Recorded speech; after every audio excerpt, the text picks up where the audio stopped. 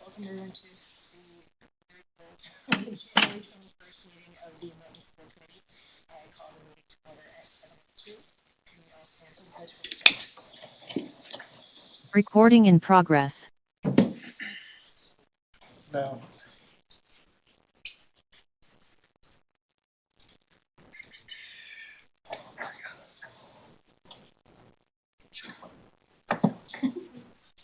I pledge allegiance to the flag of the United States of America, to the republic for which it stands, one nation, under God, indivisible, with liberty and justice for all.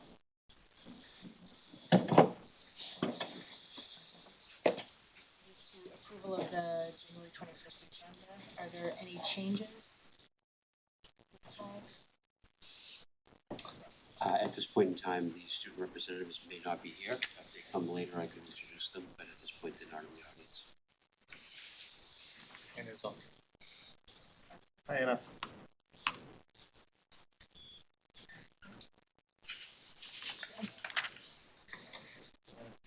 Sorry. Any other changes?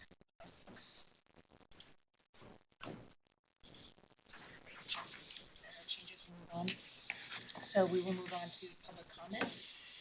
In accordance with school committee policy, we welcome members of the community to share their perspectives with us during public comment.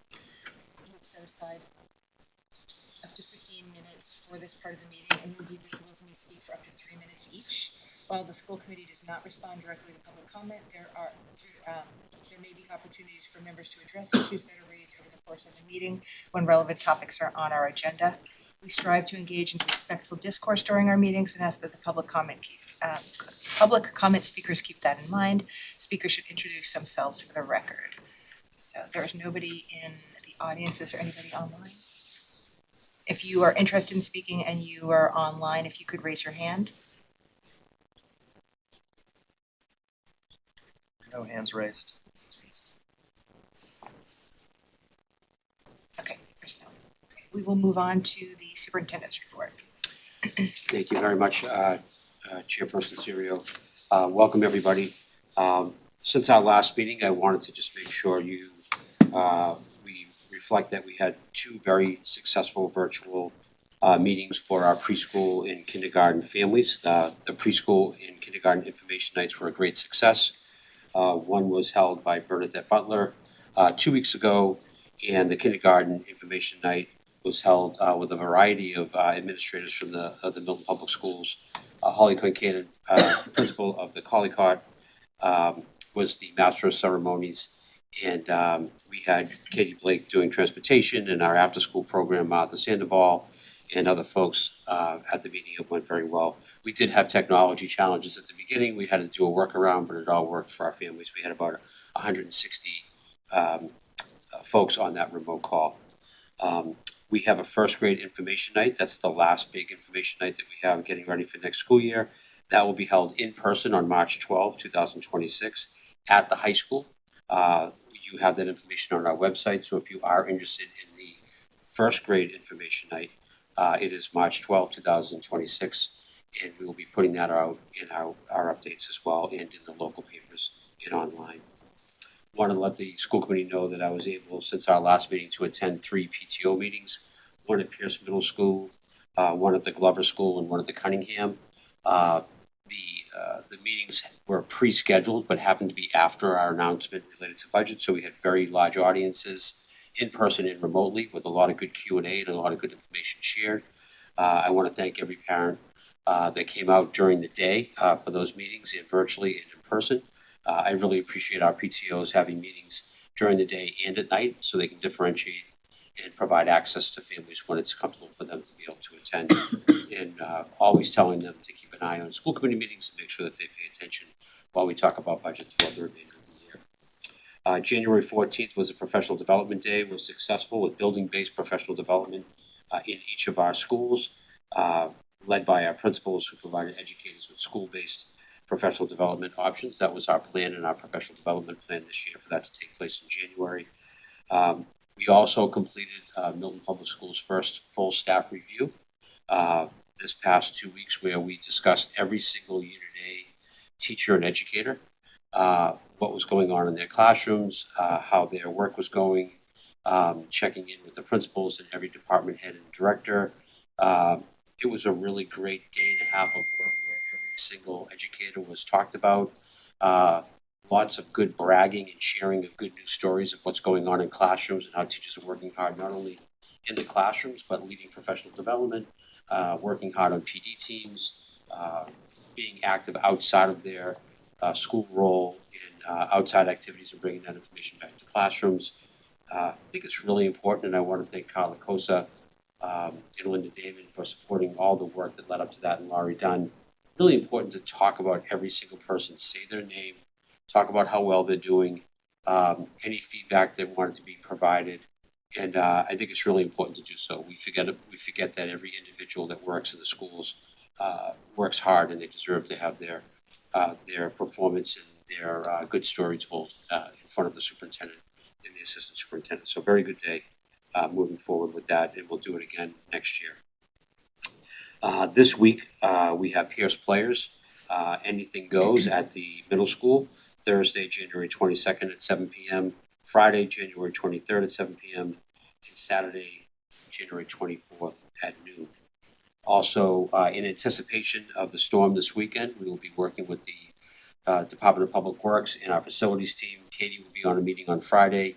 There'll also be a meeting on Saturday and Sunday. I want to thank Katie Blake with her efforts already to meet with our facilities director who rents our properties to make sure that we can communicate effectively, not only with parents and families about Monday, but if we have to cancel anything on Sunday, we have travel basketball, we have town basketball, we have other folks renting facilities that we will be able to communicate with as well. That will be potentially a snow day, so we hope everybody stays tuned.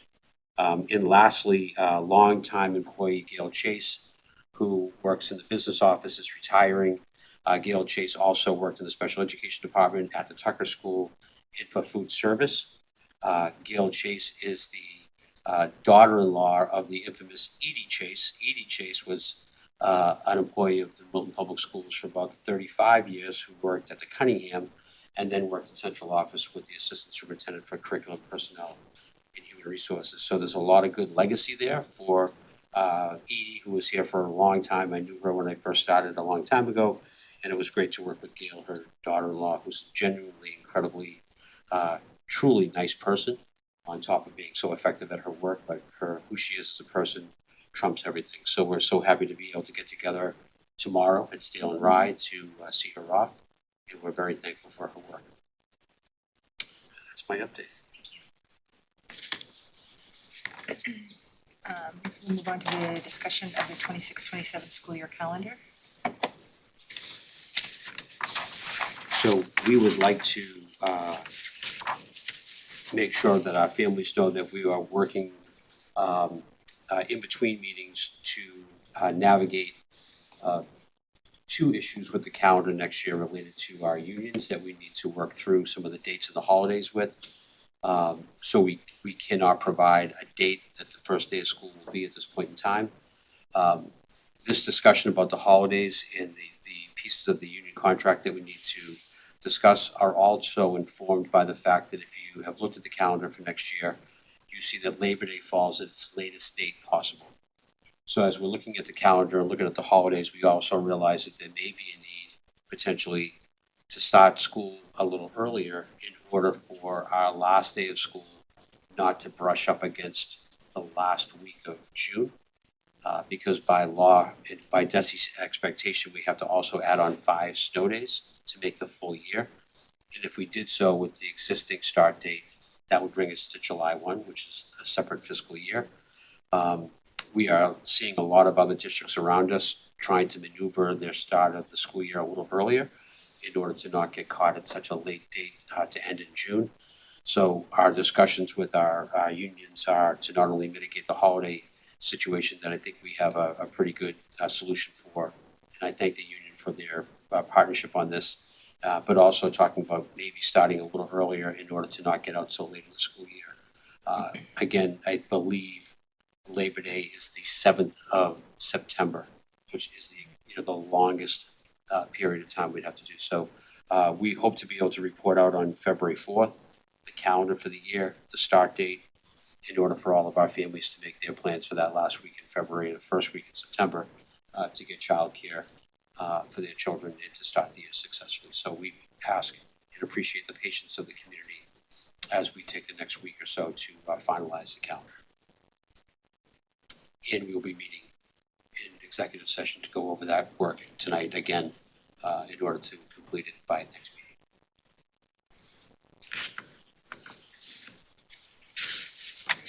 Thank you. Any questions? All right, moving on. The chair's report. So there are just two things. So last week or last meeting, we spoke about the school committee liaisons to the PTO. I sent everyone an email, but just to confirm that everybody got it. So Lizzie Carroll will be liaison to the Cunningham. Anna will be with the high school. Mark Glover. Bao will be at Cullycott. Nathan, you will be at Tucker, and I will be at Pierce. Does that work for everybody? And then I can also, as needed, attend the president's PTO meetings as needed. Great. Everybody who's good with that? Yeah. Questions? No? Okay. Should we reach out to? I think reach out to the PTOs and just say that you're the liaison. You know, maybe think about how you want to work together, that you're there for them, if there are meetings that they think you should go to. I don't think it means that you go to every meeting, but I think if there are meetings that they think are important, or just so that you're their touch point for the school committee. I think that makes sense. We can send you we'll send you the list of names of each PTO chair at each school.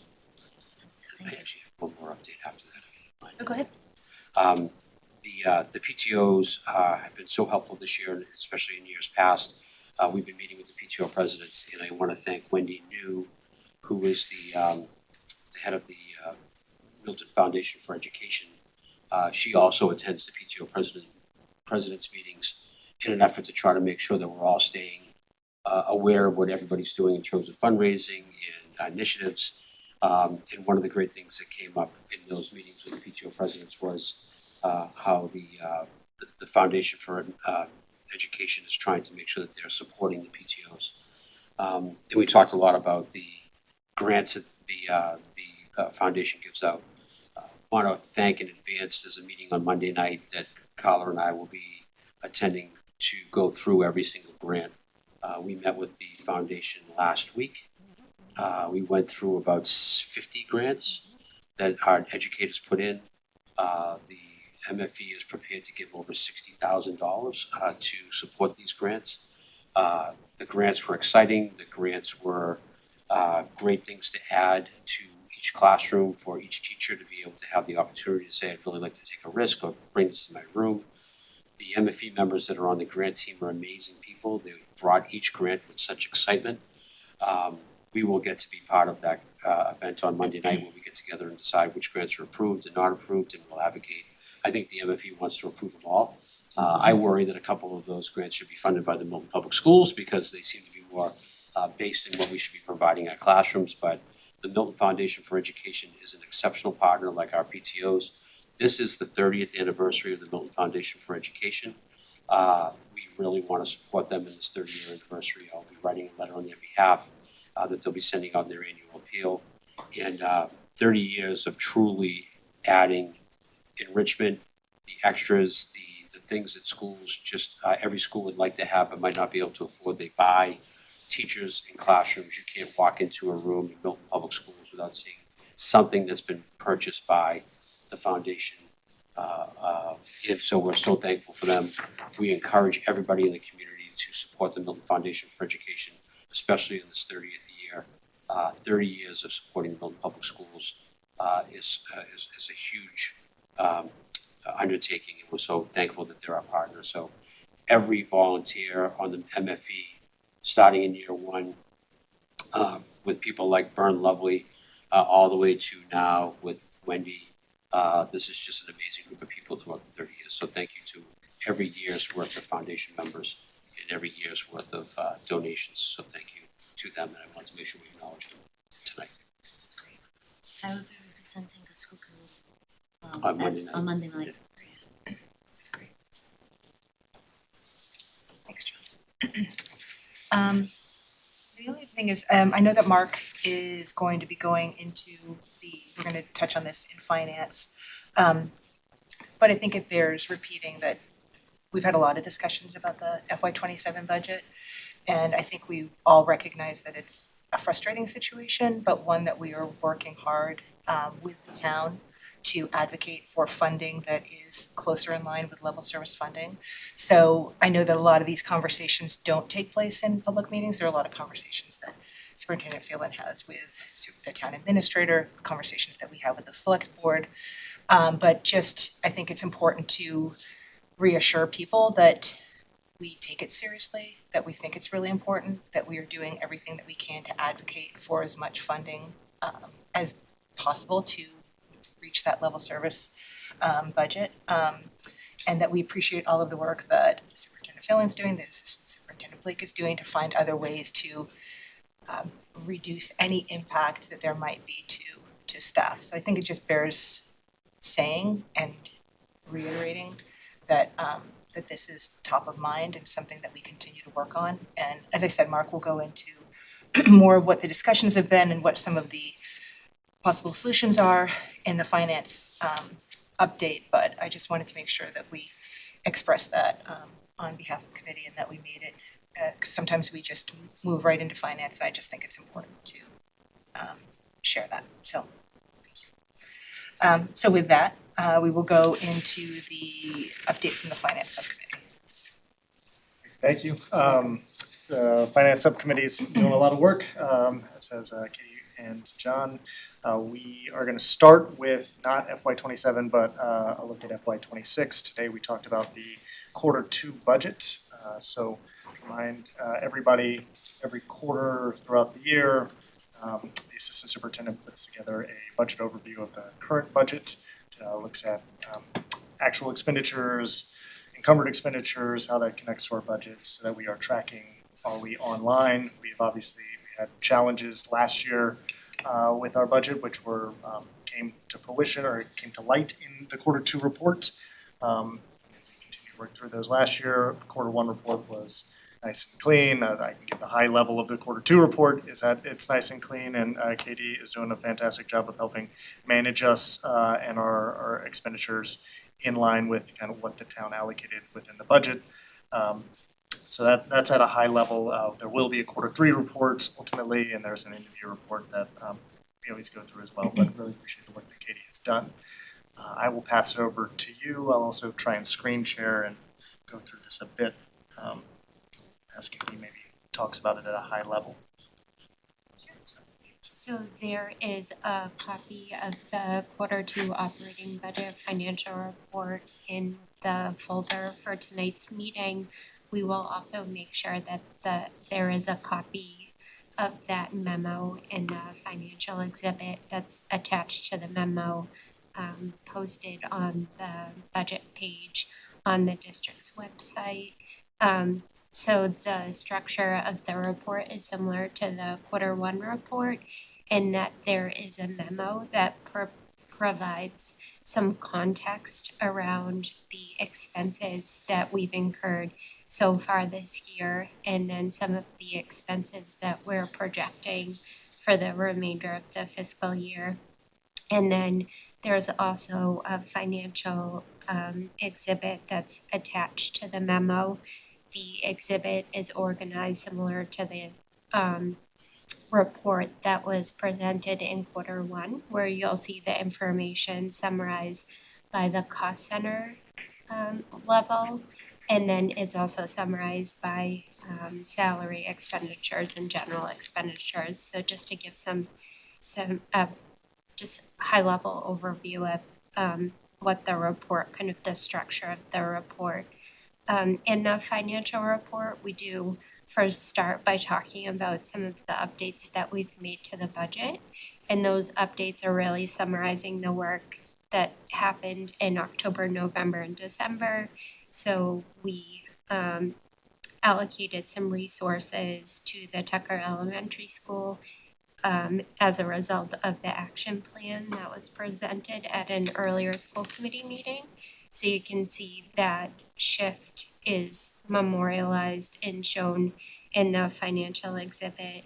There was also an increase to the Assistant Superintendent of Teaching and Learning role from a 0.6 to a 1.0 FTE, and that change happened, I believe we discussed that in December, so that is also memorialized in the financial report.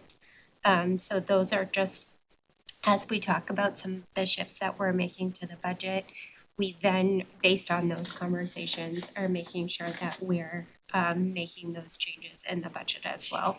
So just in an effort to actually show the numbers and how the shifts are occurring between the cost centers. As far as expense tracking, we are tracking expenses. We summarize overall at the salary level and then at the general expense level, so you can see some information on the payments that we've already processed for payroll expenses. And then in the Q2 report, an update that we, or a part of the process that we did not have included in the Q1 report is that we started encumbering salaries. So that's just simply projecting out what our salary expense will be for the remainder of the year. And it's really important to do that because it gives us more information towards projecting what the overall year-end balance will be for the operating budget. So that information is contained in the Q2 report, and then we'll also continue that process for Q3. And then the year-end report will just be a summary of all of the expenses up until June 30th. It is a very similar process with our general expenses. So that summary, you can see information for the expenses that we've already incurred for this year. So with general expenses, that's some contracted services expenses for transportation, some tuition expenses, it's expenses that are tied to classroom materials and instructional supplies.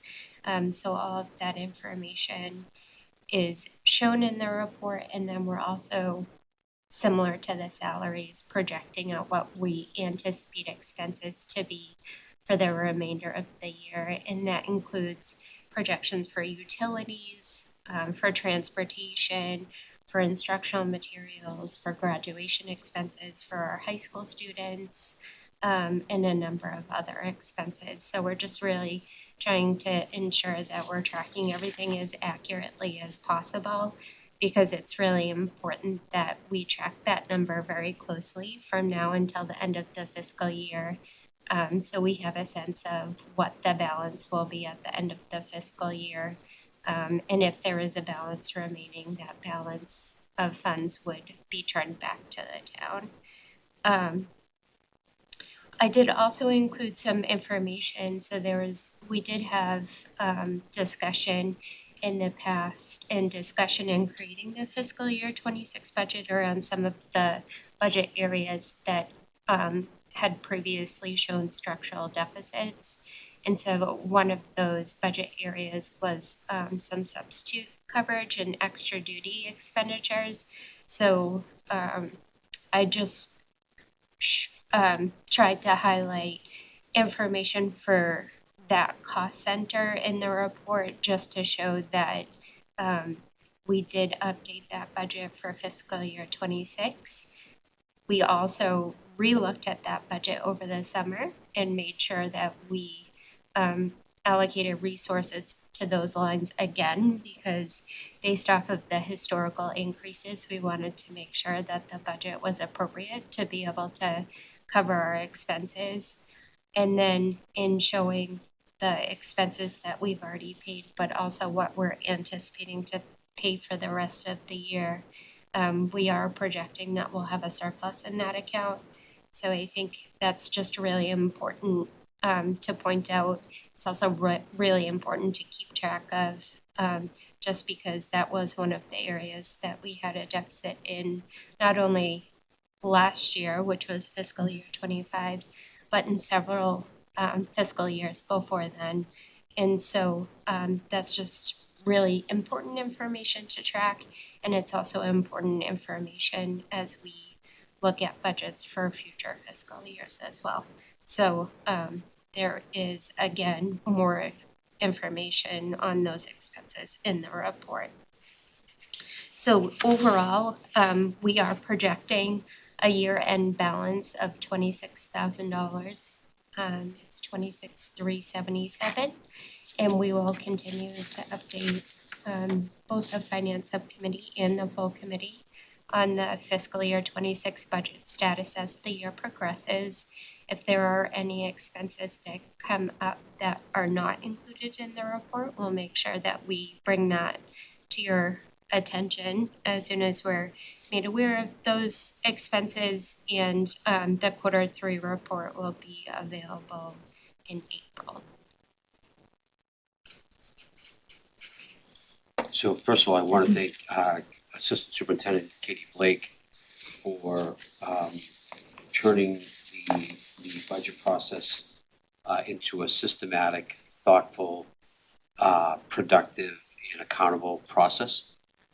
This started with meeting in August to talk about the triangulation of staffing by school, staffing by payroll, and staffing by HR, triangulating that data to make sure we knew exactly everybody in the district, their FTE count, how many hours they worked.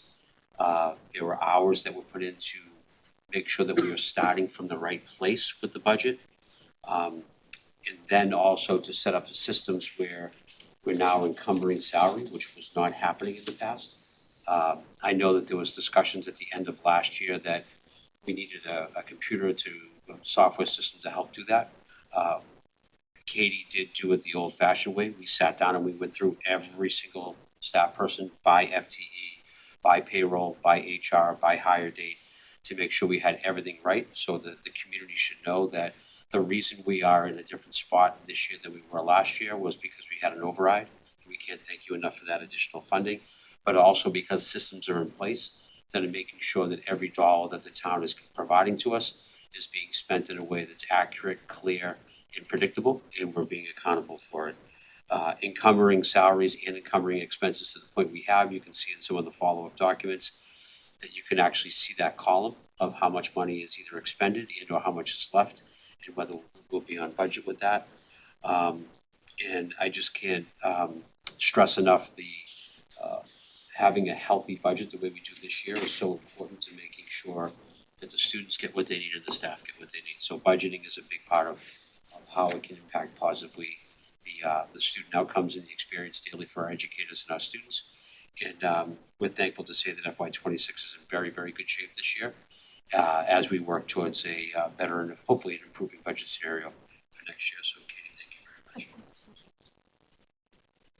May I ask a question? Why are some of the numbers are highlighted in yellow? Those are the budgets that changed. Oh, So that was just to show, because it says budget update, those were the budgets where we may have either reduced them or increased them. got it. Thank you.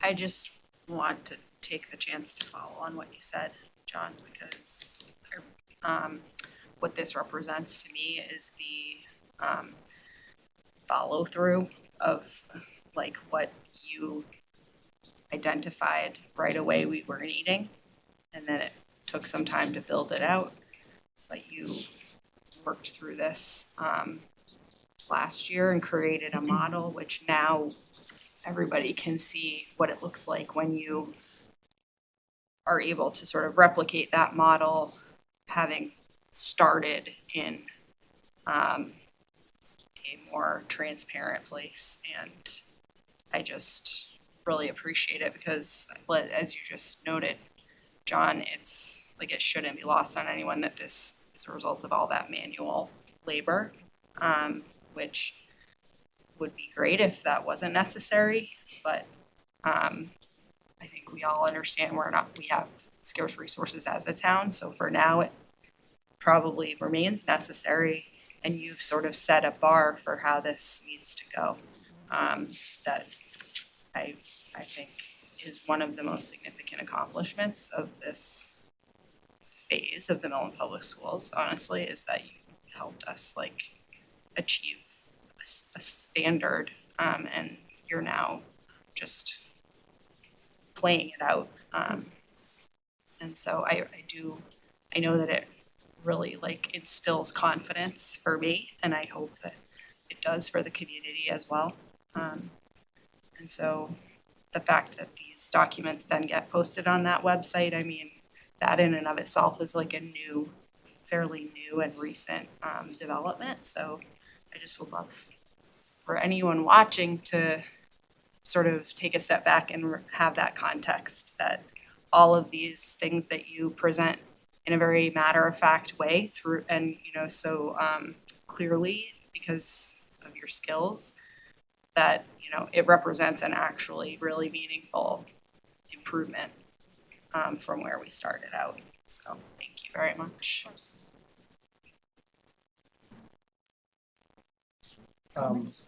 Only thing I'll finish hitting on, I appreciate everything, echo everything that's been kind of said about the work that Katie's done and the system's kind of established.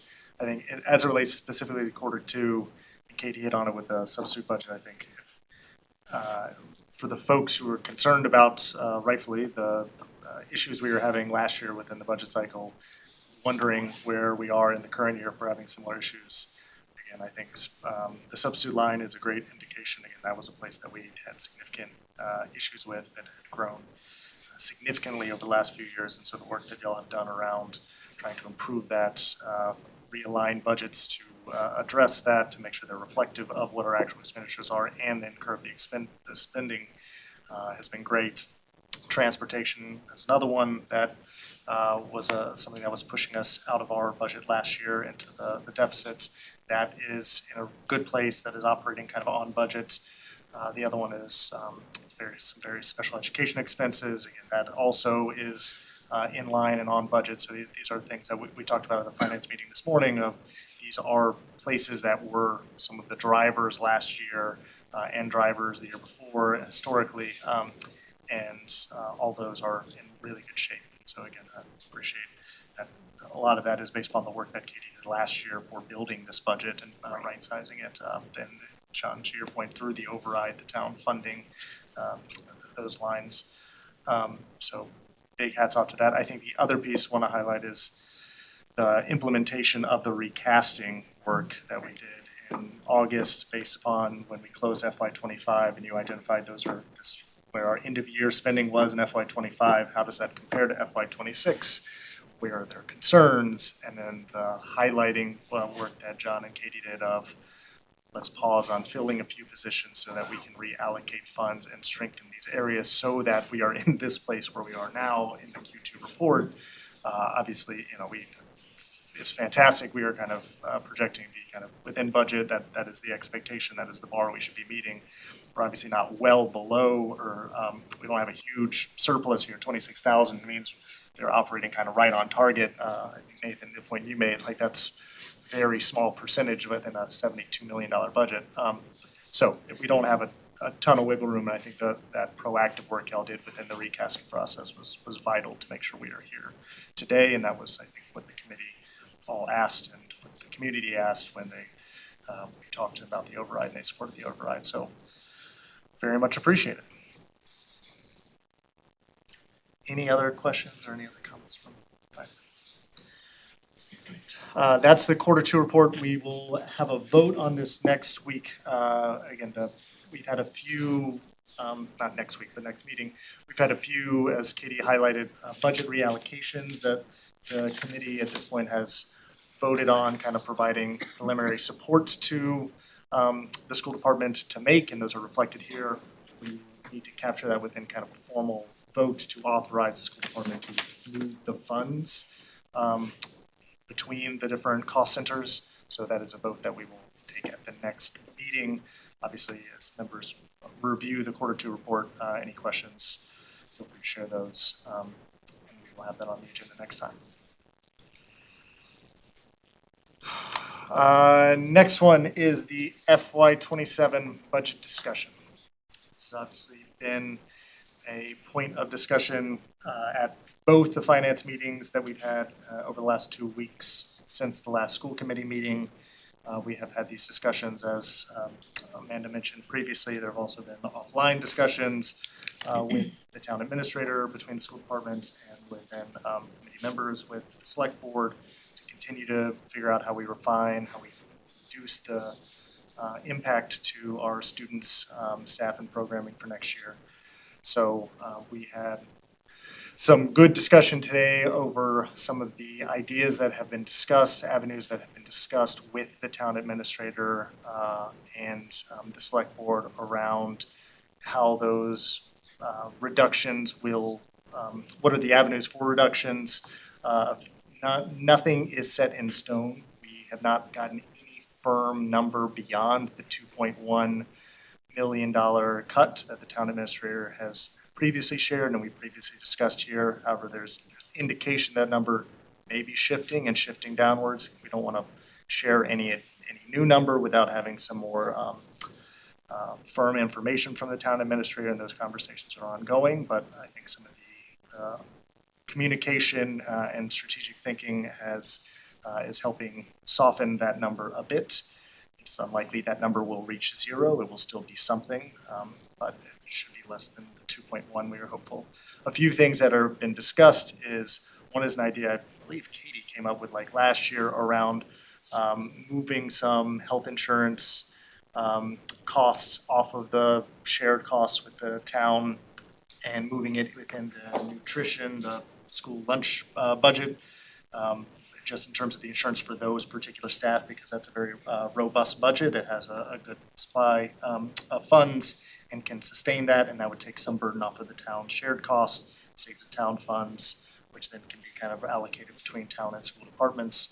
So that was one idea that seems to be gaining traction that might be moved forward on. Other discussions are around the operating stabilization fund. I think that's something we talked about at this last committee meeting, of just right now the town administrator is projecting using $700,000 within the operating stabilization fund.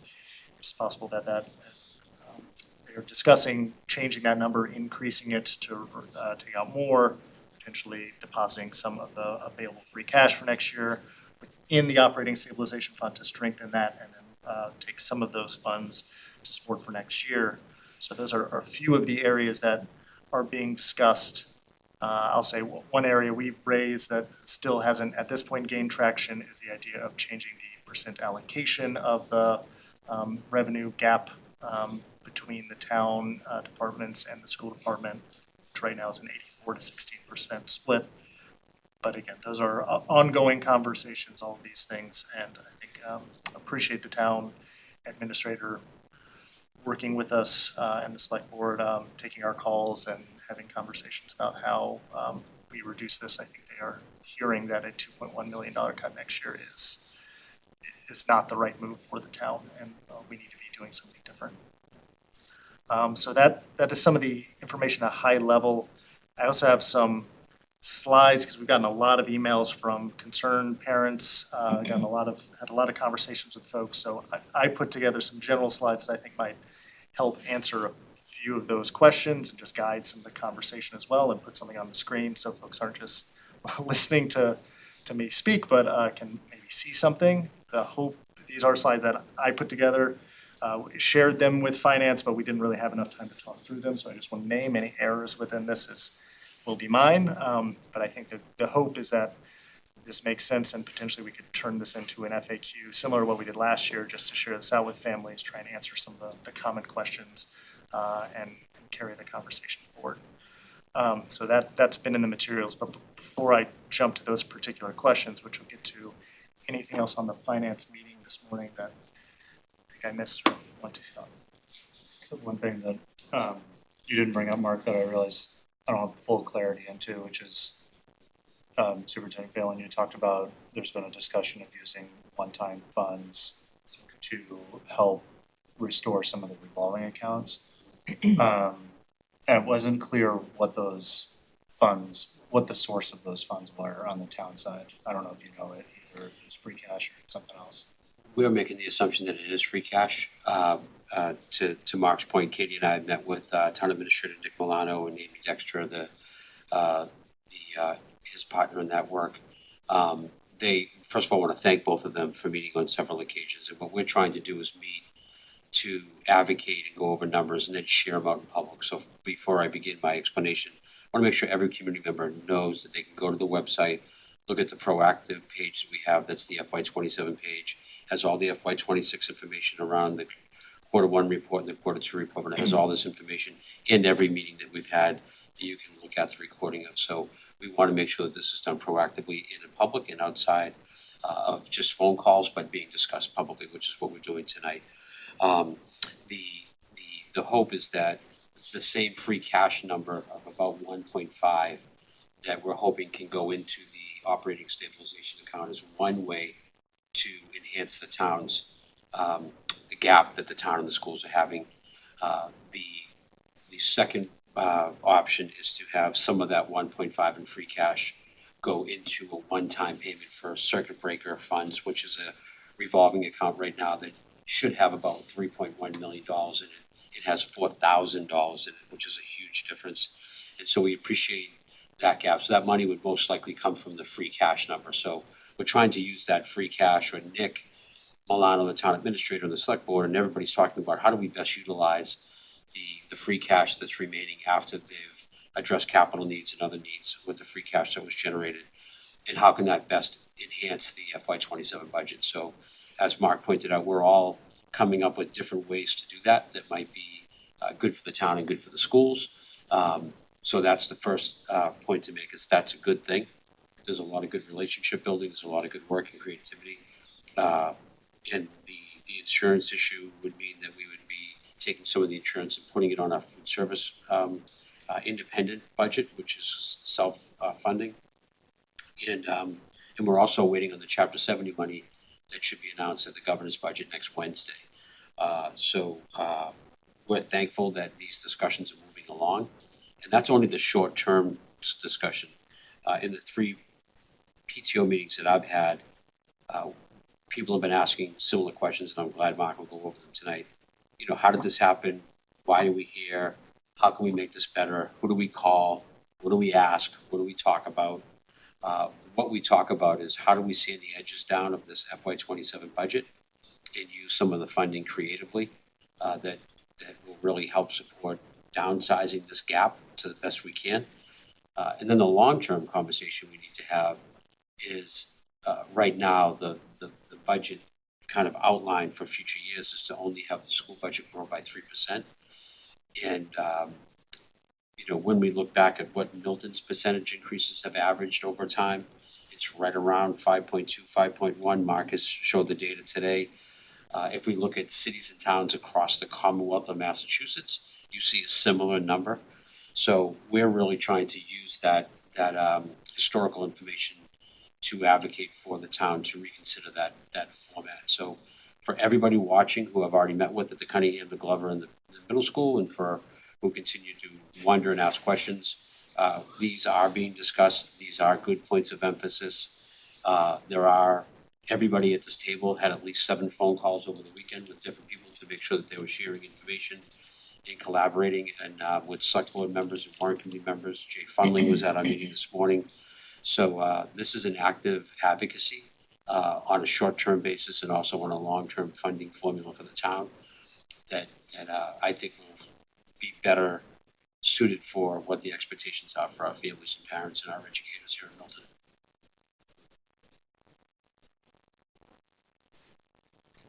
No other questions, I'll jump and share my screen. Go through these.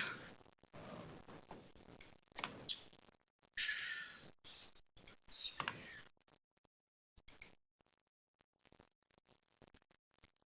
All right, this is just a named draft. I didn't put this in. There's not a pretty slideshow here. Just hoping to kind of get through these.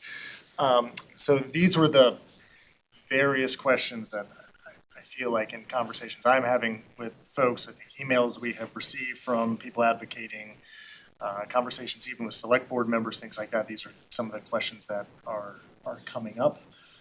And so these are ones I put down and tried to create a slide to answer each one. based on kind of the things we've discussed in finance and heard from select board and other information. So the first one is why are we proposing the $2.1 million cut? And it tries to explain the school committee is not proposing any cuts. This is a request due to the revenue shortfall. The town has a $2.5 million gap between what they think the revenue is and what level service is across everything. So it's not just schools, it's also town departments. Town departments are projected to go up 3.58% increase for level service. Obviously, that is different between the 2.3% that they are being provided. So it is most acutely felt at the schools, but it is not only a school issue. Out of that 2.5 million, the schools are being asked to cut 2.1 million, which is 84% of it. Despite that, the schools are about 69% of the budget when compared to the town. So the impact is most acutely felt at the schools. And also, just to be very clear, the 2.1 million, or the level service ask, which is the 5.2%, is level service, no additional positions, no additional programming, just taking what we are doing and moving into next year. So 2.1 million does mean a cut to the service we are providing.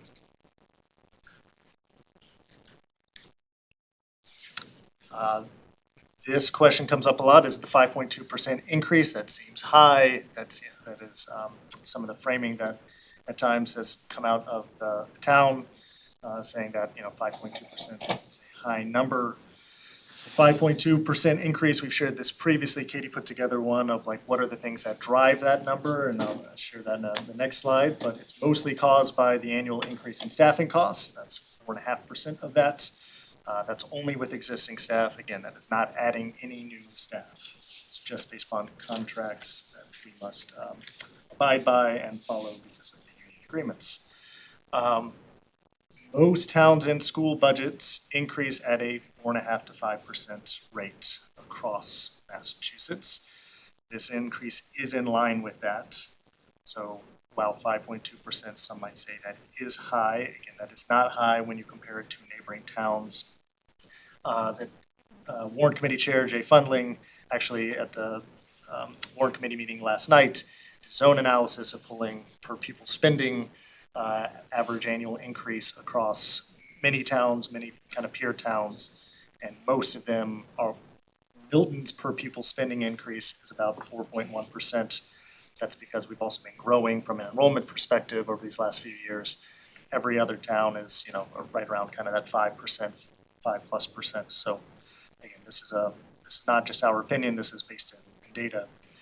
And then if you look just at Milton, not even our comparison town, over the last 15 years, not including overrides, the annual increase is 5.24. The average increase is 5.24 each year, and the median increase is 5.17. So 5.2 is just perfectly in line with that. This is the information that Katie put together previously, just showing kind of what is driving that 5.2%. You can see it's really that top salary line item, and then from there it's very modest increases. And this is the information on the school allocation based upon town warrants going back to 2013 of what is the percent increase, what's the total school budget, what's the annual increase, what's the percent. The 2 years in yellow were 2 override years, so those were taken out of the average and the median shown at the bottom. So that is just what Milton has been doing for the schools.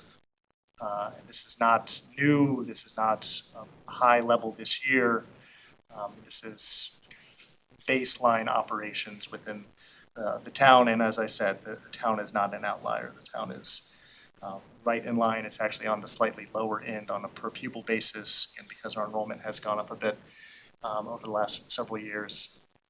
We're actually on the slightly lower based upon the analysis that Jay Fundling did. Sorry. Questions on the cuts for next year? Is it related to our budget issues? Are we over budget again in FY26? Hopefully we covered that in the quarter 2 report, which is no. The 2.1 million cut is just related to a town revenue shortfall. It has nothing to do with the schools. spending in prior years, spending in this year. It is just because they are only able to give us a 2.38% increase, and we need something larger than that in order to sustain. Another question I've heard is, isn't this kind of haggling around the budget an annual item? What is the concern here? Isn't this negotiation normal? Say that is true, as somebody's done this for 3 years, which crazy enough is one of the most experienced people within the town elected bodies to do this because we've had so much turnover. That yes, that is absolutely a normal part of the annual budget. The difference here is the scale. So a couple of years ago, we were arguing with the town over a few $100,000 to try and fill a couple needs. We were talking about millions of dollars here. The scale there is a lot of positions. And so that is the difference.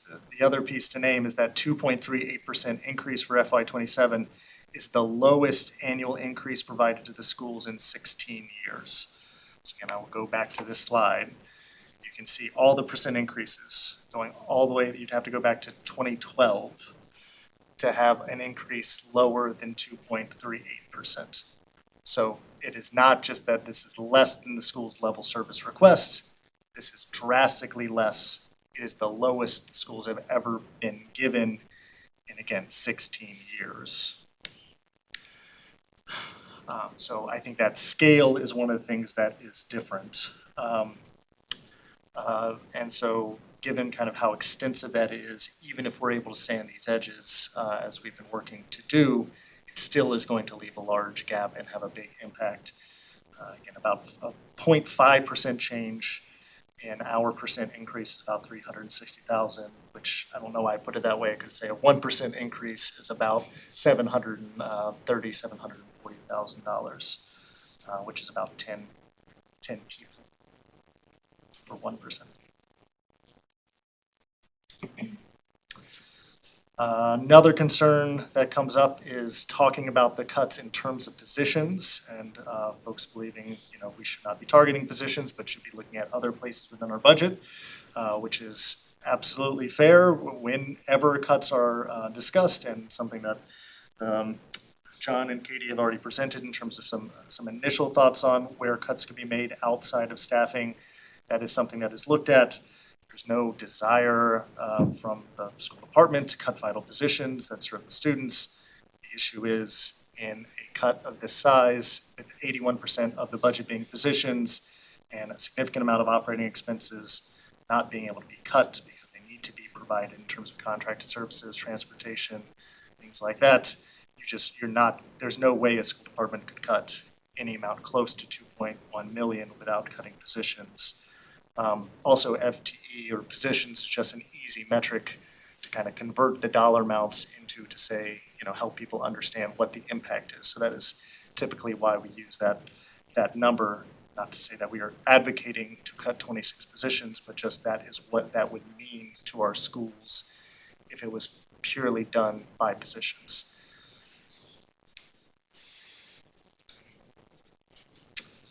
A lot of people obviously want to know, what are these 26 positions we're going to cut? Do we have a list?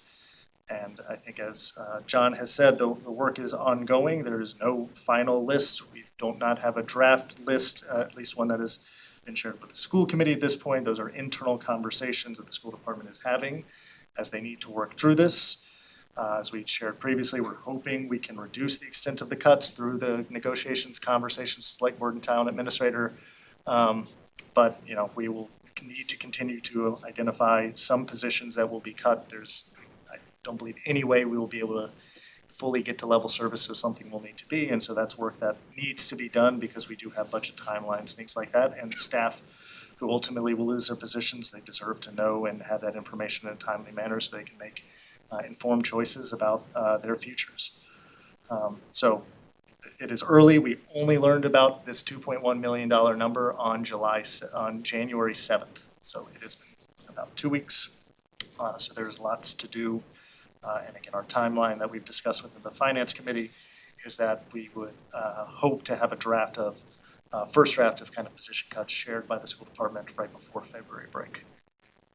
This is late in our budget cycle, but we are where we are based upon kind of the timeline when the cuts were shared, the budget cut was shared. Mark, can I add to that? So the last two slides asked questions about the positions and also are there any other pieces that we're considering to cut from the budget? Katie and I presented a memo to Finance Committee last week outlining our protocol for trying to reduce this $2.1 million gap. And I just want to reemphasize this to the public who are watching tonight. Whatever gap we do have, which I hope is less than $2.1 million, and we're advocating for that very hard right now, is that we'll start with raising fees. There were some fees that we thought we had to raise anyways. We will be doing that probably more aggressively, and we'll be presenting those fee increases to the school committee over the next several weeks to a month in order to raise revenue and offset any potential positions that would need to be reduced. So we will raise fees, and in my meetings at the PTO level, they're asking, I'm willing to pay more for sports. I'd be willing to pay more for a bus. Would that help? The answer is yes. It doesn't cover all of the reductions, but it makes some necessary gains, so we want to look at that first. The second is that we will be looking at non-salary items to reduce. Katie combed the non-salary side of our budget. It's only 19% of our budget, as Mark pointed out. And some of that 19% are bills that we have to pay, utilities, et cetera. So there is a small window of lines that we looked at. We did cull some dollars from that line as well, or several lines in non-salary. So right now, we're looking at potentially having maybe up to about $300,000 worth of reductions before we introduce any positions. So just want to make sure that the public is aware that we are actively doing that work. And then when we finally get the number that we all settle on and advocate for and comes to fruition, hopefully less than $2.1 million, then we'll start to talk about what those positions could be. And we have a protocol for what the positions, how we will look at those positions with our school leaders, and how we'll go about making those decisions. And that's shared in the memo as well that we have on the website. Again, go to our proactive FY27 website. All of this information is there for you to read through. But I just want to make sure people know that we're taking action steps internally that are non-FTE based before we get to that decision part. And to follow up on that in regard back to slide 8 and that question of, why, I just want to appreciate that, we have to be responsible about communicating transparently and proactively what the worst case scenario could be. Correct. Because it's on the table.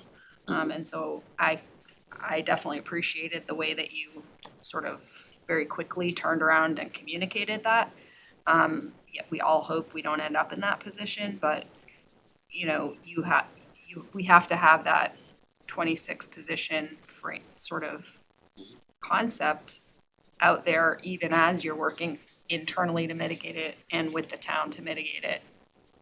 So I just don't want that to get lost, because it is, I think it is important, and it's a lesson we've learned to need to communicate. Correct. Over communicate.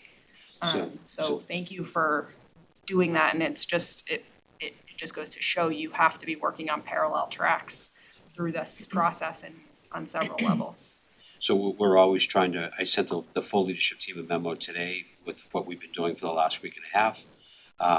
We will send a modified version out to all of the families tomorrow in our Thursday update that will go out either Thursday or through the weekend. We will continually update the public and our families what we know and when we know it. And we're asking for patience that there's not resolution, but we want to make sure people are aware of this progressing and evolving issue that we think is evolving in a better way than it was 2 weeks ago. But we always want to make sure that people, when they ask the question, what did you know, when did you know it, they can actually read the emails that we're sending out weekly, give them updates, and when final resolution comes in a few weeks, we'll be able to provide all that information as well. But the public deserves to be aware in a timely fashion, and that's what we'll be doing throughout this process.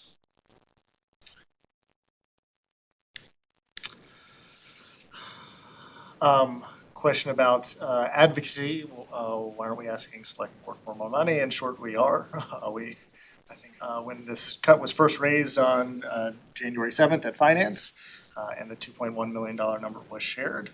We discussed in that meeting, in that moment, with the town administrator and the select board finance committee members, actions we were asking them to take, things that we were asking them to look into to reduce that number. It was an immediate request within that meeting, that they were going to go back and look at the operating stabilization fund, right? They were going to look at other things that might be able to adjust their kind of revenue projections and change that number. And again, as we've said multiple times at this point since then, there have been further conversations, there will be further conversations to continue to reduce the impact on our students. So we will continue as we do within every budget cycle. That is a constant within every budget cycle, is the advocacy for our students and for what we believe as a board they need. Last one is around the override.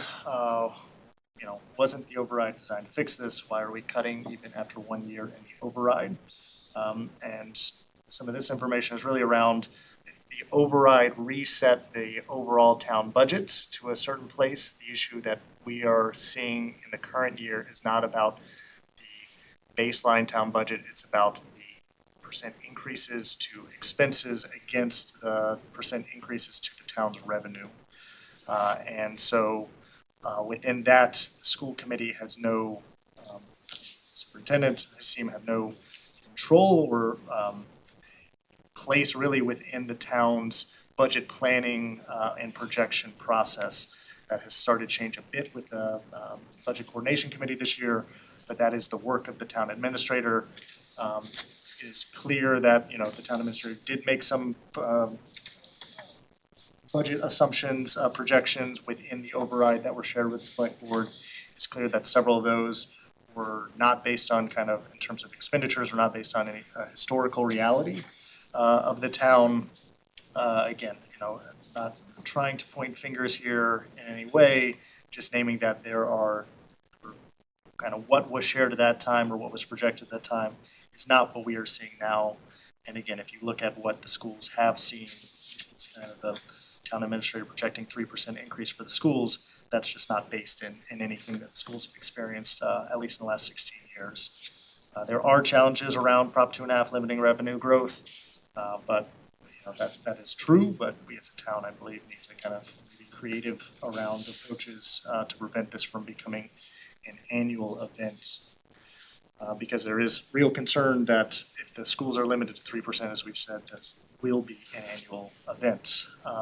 And so that's kind of the last question, which is really, will we need to have any cuts next year? Will this 26, if we, and again, hopefully it's less, will this solve the problem? And the answer is no. The town administrator has told us clearly we can expect a 3% annual budget increase. That is what he has projected and is advocating that we receive in future years. As mentioned, if the average school budget increase over the last 15 years is 5.24%, we do simple math and assume we get 5%, bring that down slightly. That means next year we can project a revenue gap, at least for the schools funding, of about $1.5 million, which is about 20 positions. Even if schools limit growth to 4%, which would be significantly less than the schools have historically grown at, that's still a $750,000 shortfall, or about 10 positions. So a 3% projection puts us in a very difficult place moving forward in terms of how we sustain the school's operations, how we sustain the school staffing. It is I believe, kind of a significant long-term challenge that we as a committee need to continue to advocate. We have advocated, we need to continue to advocate though with the select board town administrator to adjust those budget forecasts, those assumptions, because I think if they are saying that the schools will only get 3%, then what they are telling the town is that the town can expect 20 staff to be cut every year from the schools. And so that is just a reality I think we all need to be very clear about. And the select board needs to be clear about when they are kind of discussing this. And so that is not a reality I hope comes to fruition, but there's going to need to be a lot of work within the budget coordination committee and within the select board and town administrator to adjust our budget projections and to figure out how we address this problem that we have as a town. So those are the slides and the questions. I know a couple people jumped in, but any questions folks have about any one of those? Yep. On that last bullet point, so can you estimate how many years of 20 cuts per year would it take to bring the schools down to that level at which it would become more, or it would just never come? It would not stop. Because it's not a matter of the baseline budget, it's a matter Because of. of special ed, transportation, and other drivers that will never come down that far? Is that the? I'm just Because- trying to figure out how to message this piece, because we are on a short-term situation, obviously, right now, really focused on next year, but I mean, that, like, I struggle to even wrap my head around what that even means, because how can we cut like 20 positions every year? I mean, what will class size be in 5 years? I mean, I'm just wondering at what point would it be possible to, without identifying the positions, of course, because that's not possible, to just help even select board members grapple with like what that even means for the consequence to the quality of education we're able to provide here. I don't think that's for tonight to figure out, but I'm just realizing that I think that is such a huge, it's just hard to even wrap your head around what that even would mean. We talked about that a little bit, some of just kind of like the modeling of Yeah. if the revenue was projected to be at a 3% increase year over year, what would our expenses have to look like in order for that revenue to be appropriate in covering our costs? We talked about that at our finance subcommittee meeting. I believe that was last Wednesday. And so I think in looking at that, there is documentation in the folder. I don't know if at some point it would be helpful to kind of share that here at the full committee meeting. But I believe if we were projecting that we as a school department would receive an additional 2 million, 2.1 million every year, it would essentially reset our budget would have to come in. I believe we said it was around $35 million. So there is a number that's significantly lower. So we did try to look at that to see, but if the revenue is only going to increase at 3%, and we know that our expenses will be between 4 and 5% year over year, we're always gonna have that difference, so. I just think that we should be able to sort of openly discuss the paradigm shift that would actually represent for the schools, because I'm not at the town level discussions that are happening about it are very matter of fact, sort of, and they're very just focused on the math of the 3%. Do you know what I'm saying? So, Yeah. and I don't believe this is their role or work to do, so I'm not saying that they shouldn't be approaching it that way, but I just worry that it feels it's abstract in a sense.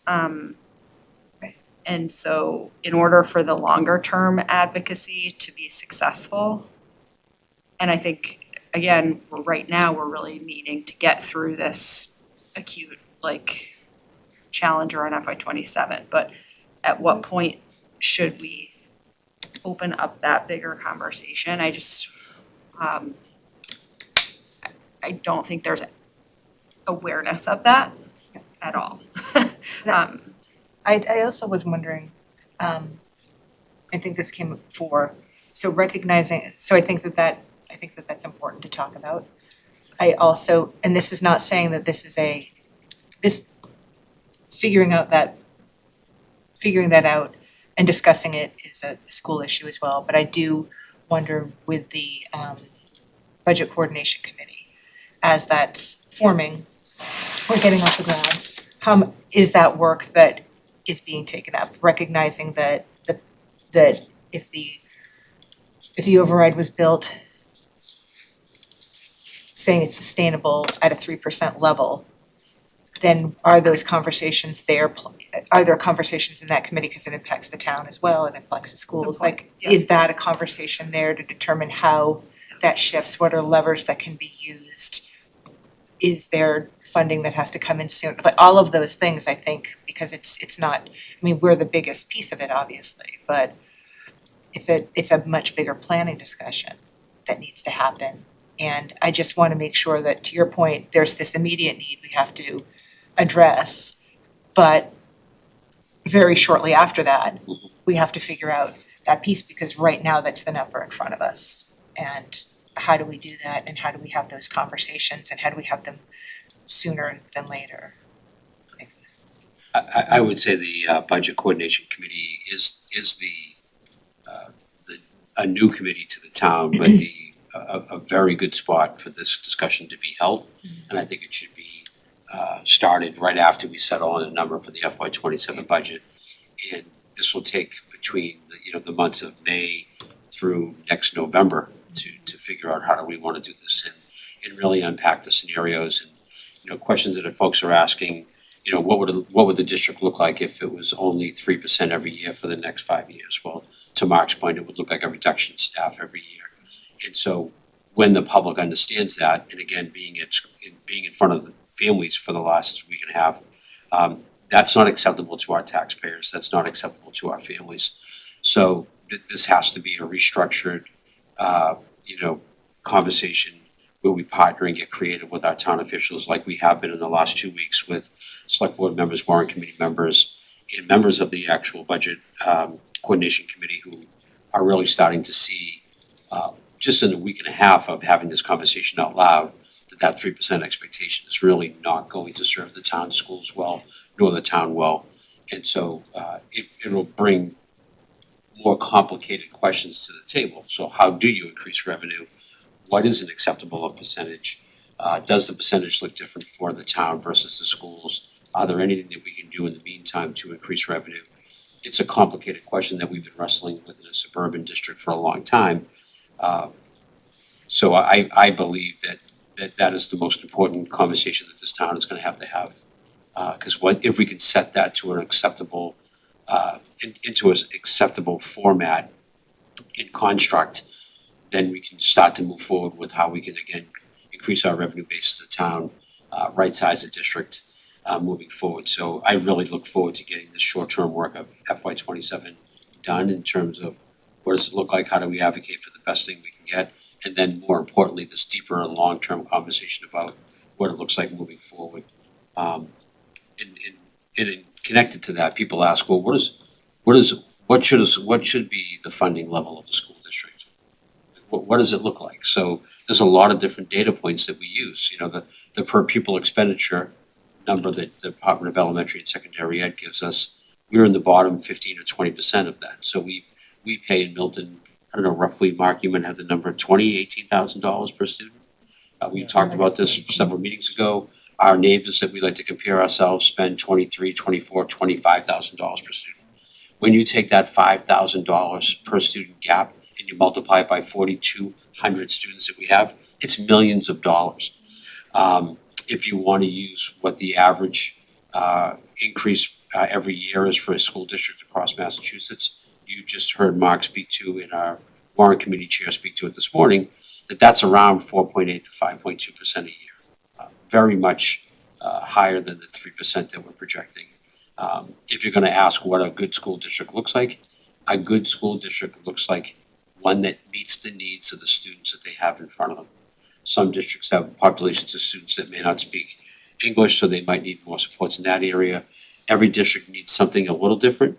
But the funding and the backbone of the structure of that funding, when you look at it from a higher level of what's the percentage increase and what would that look like, you use per pupil expenditure and you use the average or the median increase per year. And we are not meeting that standard at 3%. And we're not meeting that standard at our current per pupil expenditure.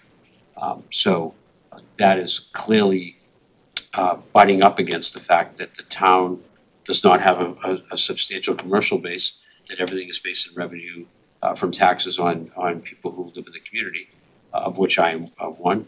And so we have to really have hard conversations about how much of this comes from property tax, how much of this comes from generating new property tax, and how much we can produce new commercial base. So it's a very real conversation that we have to engage in. And it's gonna be a really important one because the town deserves, and the families deserve, this current group of parents deserve the same type of education that the parents got before them, and the parents got before them.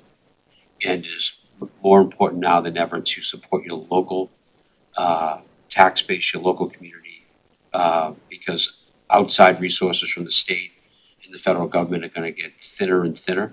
And so good towns step up, and I think Milton stepped up in April with the override, and now we need to step up again and really, come up with a plan to make sure that 3% is an expectation that goes up to a more reasonable expectation that's based on data. So that has to happen sooner than later. Lizzie? Yeah, thank you.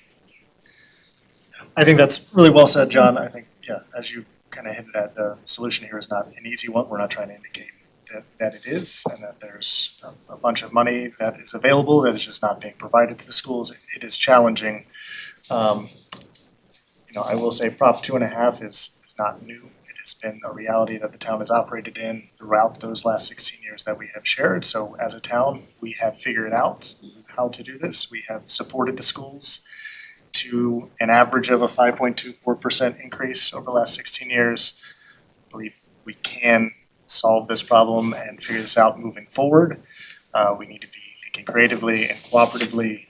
We also need to be very clear with the town administrator, with the select board, that a 3% operating increase is not a number that is in the best interest of the students or the families of this town, and not, as you said, not what they anticipate. I don't believe, at least. So that kind of is the information on the FY25, a bit into FY28 and beyond. In terms of next steps, the Finance Committee will continue to meet on a weekly basis. I believe John and Katie are meeting with the town administrator this week. I think at this point, meeting kind of weekly. The town administrator has said he is working to schedule a joint meeting of the Finance Committee for the Select Board and the Schools Finance Committee. Again, obviously, any of our finance committees will be cross-posted, so any other members can join, and we'll share that information with you as soon as we have. So we are waiting on another opportunity to meet with our counterparts together, as I think was alluded to, that we have been also talking about this within the Budget Coordination Committee. That will continue to happen, and so the work moves on. And we will provide another update at our next meeting. Can I jump in real quick? One thing just on the Q&A, which probably will find its way to the website at some point. First of all, Mark, great work product, really helpful.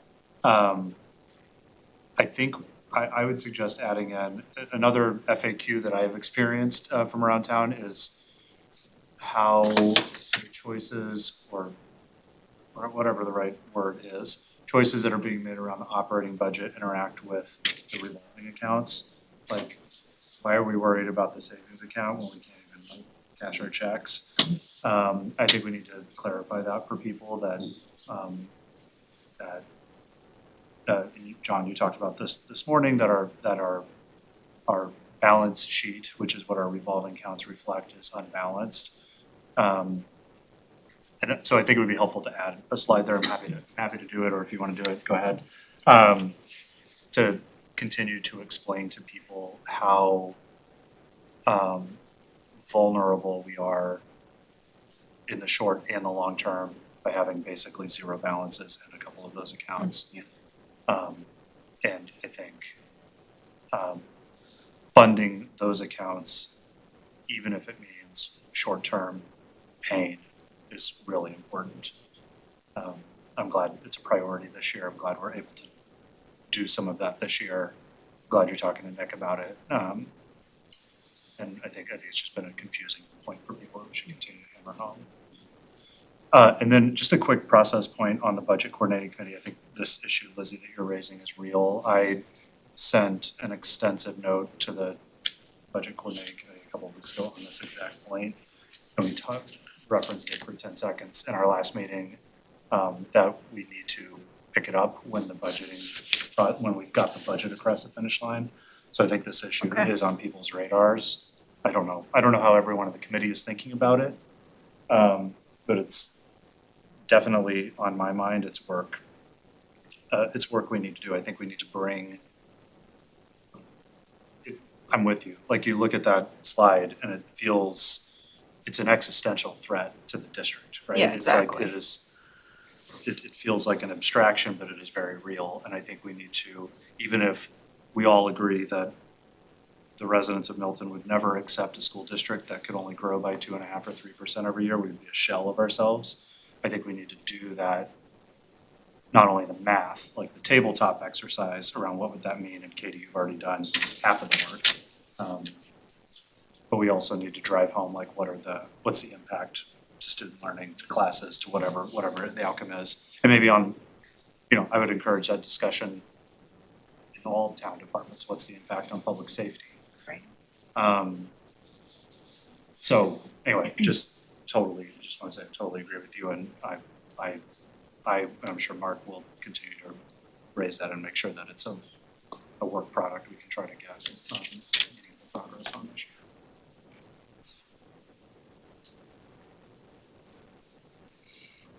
Any other questions on or comments on FY 27?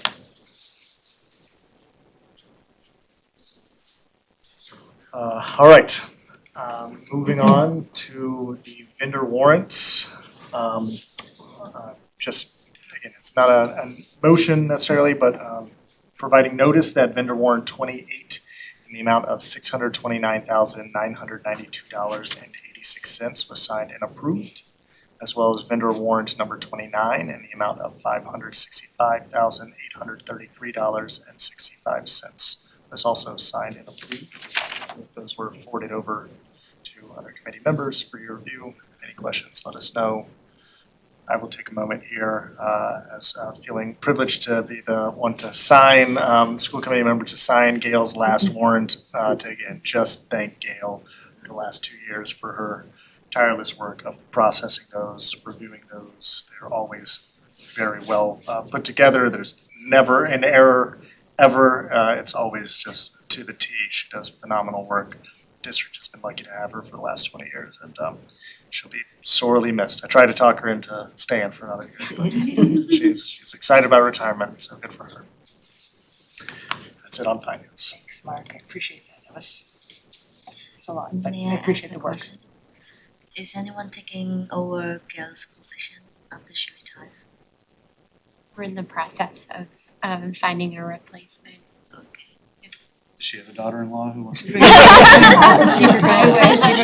I think I was definitely in denial. Gail is, as John had said, and Mark, she's just, she's a phenomenal employee, but she's just a wonderful person too. So every day she comes into the office and we say, you can't leave us. She just does such a great job. So definitely in denial. We will be looking to fill that position, and we're gonna miss Gail a lot, so. Okay. Are you passing out the speaking, or will you do the school building committee? I got the slides to share on the school building, so I'm really sorry for anybody listening to this. I will not be watching this meeting. I don't like hearing myself. Then you don't wanna watch this meeting. All right, I hold on. just want to vote the enrollment instead of going through the slides, Mark. Yes. I'm not sure. Yeah, I mean, I guess It's that's a very early stage. that's a fair point, John. I just want committee members at least to feel good. This was covered in a presentation. The slides I'm referencing are slides Sean O'Rourke put together, so they're much better than the crummy slides I put together for the budget stuff. But he presented this at Select Board last week, I believe, on the 13th. And kind of walked through, a lot of this was walking through kind of the history, as he always does a really good job of like just making sure everybody's aligned on where we are. We are in the MSBA Module 1. We've been there since kind of town meeting approved this back in May. So I've done a lot of work. The last step here is really around the authorizing the enrollment projections, and so that is what was shared. I shared that some of that information out prior school committee meeting, and so the enrollment projections are for kind of the new construction middle school 660, new construction elementary school 495, add renovation at Cunningham Collycott 1400. So these are like the three scenarios that we do feasibility studies of, kind of within the MSBA process. And again, MSBA wants towns to lock down and agree to the enrollment figure because that is the driver of the dollars. And they don't want negotiations around that later on. So we select board must vote and sign, the chair of the select board signs, school committee must vote, and we must authorize the chair to sign on our behalf for, to kind of affirm that we are okay with these enrollment figures. Once we have this, the board of directors have to authorize us, but we moved into the feasibility study, and then the second module, and we start putting together our design team, our architect, our OPM, things like that, and feasibility assessments of those three different scenarios. So that is a very quick recap of the slides and what is going on here. Any questions? I'm happy to pull up the slides if anybody really wants to see them. But again, if anybody at home is watching, feel free to watch our friends over the select board last week on the 13th. Sean did a great job. Anything you want to say before I make a motion? Yeah, I didn't know if you had any motion in language. Yeah, I have the motion language. Okay, I will make a motion to approve Massachusetts School Building Authority study enrollment certification and authorize the school committee chair to sign on behalf of the school committee. Is there a second?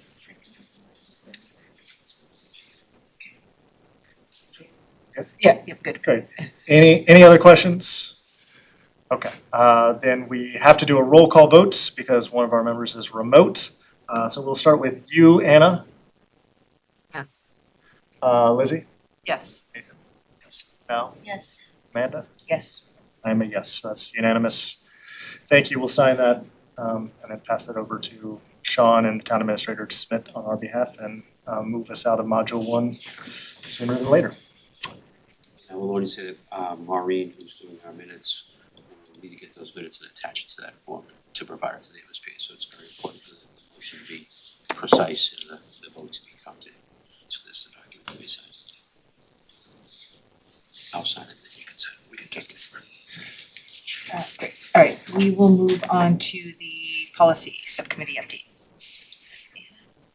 Okay, so the policy subcommittee met last Tuesday, and we discussed the challenges with the high volume of summer registrations, which include re-registrations for students, kindergarten registrations, and there has been discussions about how to stagger the process to reduce like the delays in getting everybody registered before the start of the school year. So this is not necessarily a change in policy, but a change in practice, which is to use Clearwood database, which the district already uses, but for an additional cost, I think John mentioned it was $150 a month to kind of automate the residency verification process. So typically once you register when you, for kindergarten, then you have to reestablish residency in third, sixth, and ninth. So this would kind of automate that process so that you don't have to resubmit your information and kind of just searches through several databases and just spits back anything that there are any issues with that just need to be followed through on. So it really does save a lot of time and just resources in terms of just focusing on those that need further verification. So there were some discussions about ethical concerns regarding privacy and so on and so forth. There are some districts that already use this, so that that the department was going to reach out to those to kind of verify those and how successfully they've implemented the system. So we also briefly talked about the district's AI policy. We don't currently have one. There was one that was being worked on a few years back, but because AI is constantly evolving, the policy that was originally written is already kind of out of date. So doing some further research that needs, and as well as reviewing what MASC has and DESI guidelines and other districts as a way of coming up with our own AI policy that we could put in. So that was basically it for policy.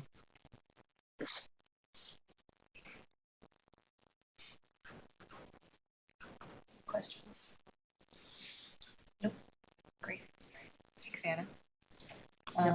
Do you want to move on to facilities? Yes. So we met with facilities as well last Tuesday, and we hadn't really met. This is the first time, like we haven't met actually in a couple of months where we've had everybody available to meet. So the facilities director did give us pretty detailed update in terms of the things that have been happening. So there have been several issues that have been addressed. A failed water heater at the Cunningham Collycott was replaced after delays that were caused by its size and how difficult it was to remove it. They put in a new unit that's now operating fine. The Cunningham and Collycott also has ongoing heating problems due to the aging of the glycol in the system. They've done some temporary flushing with the city water, but blockages continue to happen. And they cannot really flush out the system completely until the summer due to like the heating shutdown and other risks that could happen during the school year. And also the cost that they're looking at is between $50,000 and $60,000. So this is on top of the FY27 capital request and is also and hopefully can move forward through the approval process.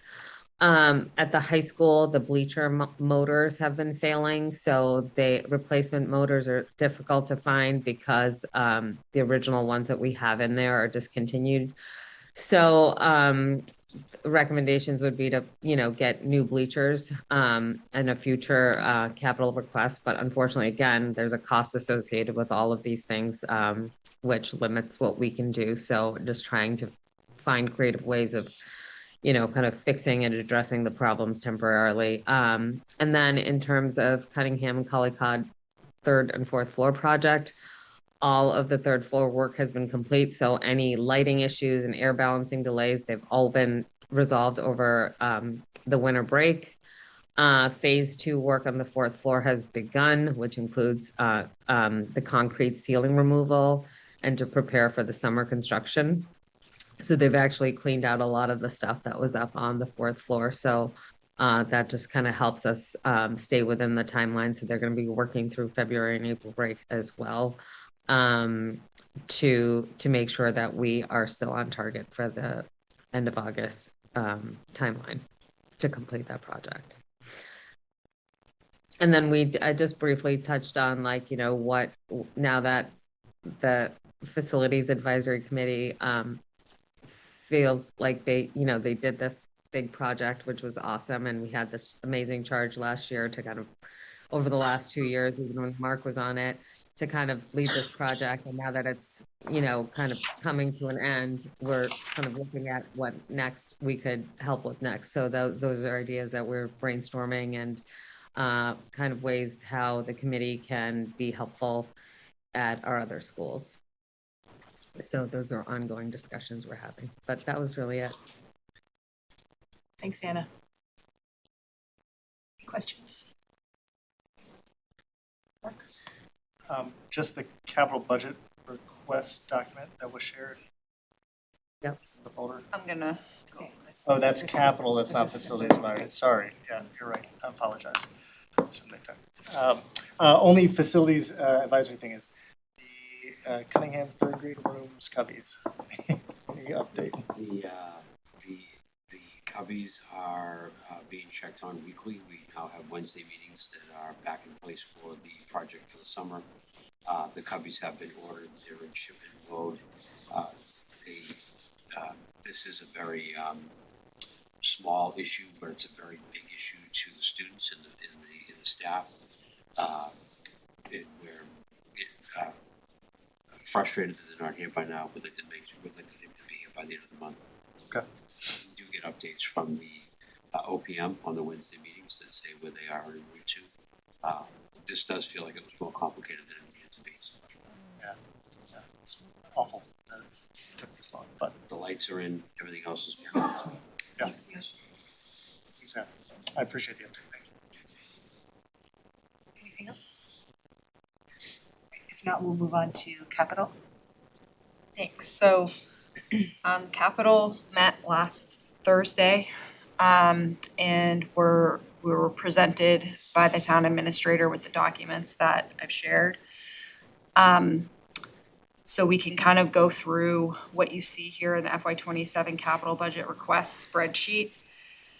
Documents all of the requests that came in across all the town departments, and with the column that says year recommended, those highlighted in red are what the town administrator is recommending be included in the capital request for FY27. So as you can see, this happens every year.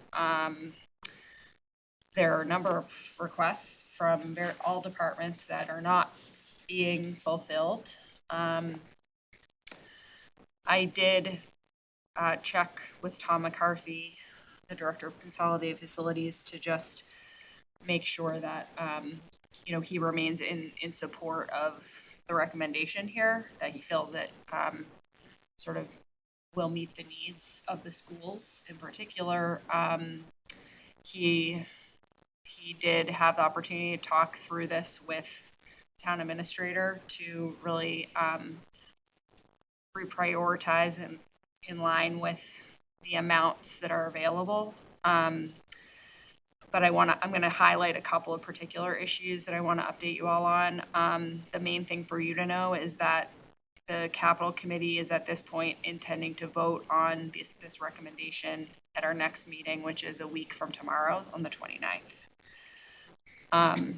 And so I think now is the time and the opportunity, if people have questions, to be able to raise those.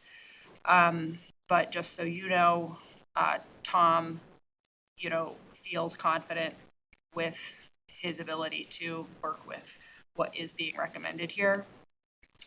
That said, as we just look at what the schools are, being recommended to get here, you can see that there are a number of things that are being postponed to FY28 per this request. The key change was that a top priority request item coming in from Tom at the beginning of this process had been the Brooksfield lighting replacement. The town administrator shared with us last week that he is sort of implementing a blanket recommendation, which is that any requests for capital that pertain to recreational use facilities or space should first go as requests to the CPC on the Community Preservation Act Committee. Every year, various departments, as well as other entities in town, submit grant proposals to the CPC. They allocate funding, roughly kind of a third under that charter, which supports projects through town to address affordable housing is 1/3, historical preservation projects, and then sort of open space and recreation. So there are a lot of competing priorities that body already considers with its funding stream. The Brooksfield lighting falls into this category where essentially what's being proposed is that it not receive funding under capital this year, but first would apply this coming summer. It's a substantial project, so it's not likely that it would receive full funding from CPC, even if it's approved for funding through their application process. The town administrator's rationale is that these recreation use projects should first go to CPC and then come back to receive, apply for a request supplemental funding to kind of finish out the project from capital. So that would, if this goes, even best case scenario, it would mean a delay of at least a year, if not more, for that particular project. But I think Tom indicated to me that he understands the rationale. And, it sort of is what it is because of the various priorities that we see here. One thing to note is that the bleacher replacement, as you were just speaking to, Anna, is here. It was submitted as an FY27 request. It is also in that same vein where the recommendation would be first try CPC and then come to capital, and that impacts a number of projects outside of the schools as well for the Parks Department. So I am open to feedback and questions that you may have about the recommendations that you see here. We have a number of, make sure we also have school technology items that are being recommended. So the Chromebooks are being recommended to continue receiving that. Annual replacement, smart boards, network hardware at the Pierce was deemed more top priority than at the Collycott Cunningham building, I guess was recommended that it could wait another year or so. Does anyone have any questions on any of the recommendations that you see here? Or John, anything from the school department you would want to add? Amanda?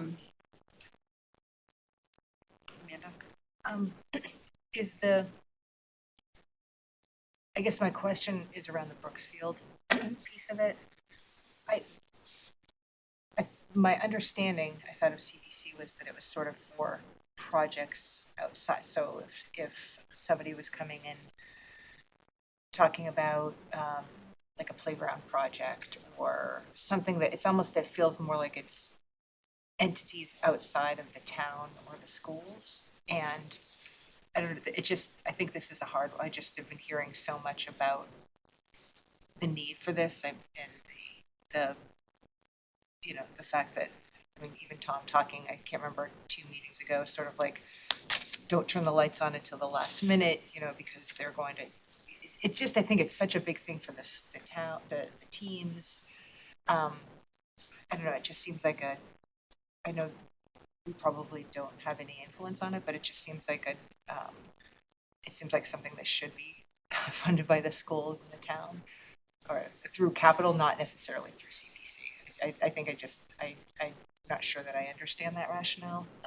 It feels like something that we should be, it's not a new project or an ancillary project or something that somebody's coming into from another area. So I think of it in the same vein as you, when you just said a while ago, there are things that the MFE is funding that you feel like would be schools, and this just feels like that. So, and it just, I think it would just, be and it funded delayed. through, so the difference, it wouldn't be funded through the school's No, but- operating budget. Right. It No, would be a capital project, but I think to your point, and I think this, I anticipate that this would be a question that gets asked, is, so this is, I'm just gonna share what my sense of one of the dynamics that I think you're referencing, is that currently, because of the challenges around the lights and just the general state of the field itself, you know, it is not it's not possible for it to be like used and accessed by as many outside MPS programs as, you know, might seek to use it. And that, you know, I think that would potentially come up with the CPC. You know, they would be looking to fund projects primarily that are sort of providing benefit to the full town. And obviously the schools, this gets back to the schools we are the town. Like the town is, the schools are the town are the schools. Like we're not we're a department of the town. And so I think that those questions will probably be asked, but, you know, this was only just shared last week and it was explained that this decision on the town administrator's part was shared with, you know, different individuals in departments across town and, you know, including, as I mentioned, Tom. So we all can understand it's driven by the state of affairs that we've talked about all through the budget situation. It's all connected. And we have inadequate resources to fund, I think, some of the services that residents would like to see, that we have to make hard decisions. So I do think Tom mentioned that he will follow the process that has now been laid out. He will apply to CPC at the summer when their grant cycle happens. And it will continue to be a topic of discussion. It's a priority. I mean, it's needs to be replaced. So I will, you know, advocate for that in the course of voting on this recommendation. It's one of the things that's not receiving funding that is unfortunate. See a couple of things. I heard colleague Cunningham. I noticed there's a solar array for the roof. It's not getting funded.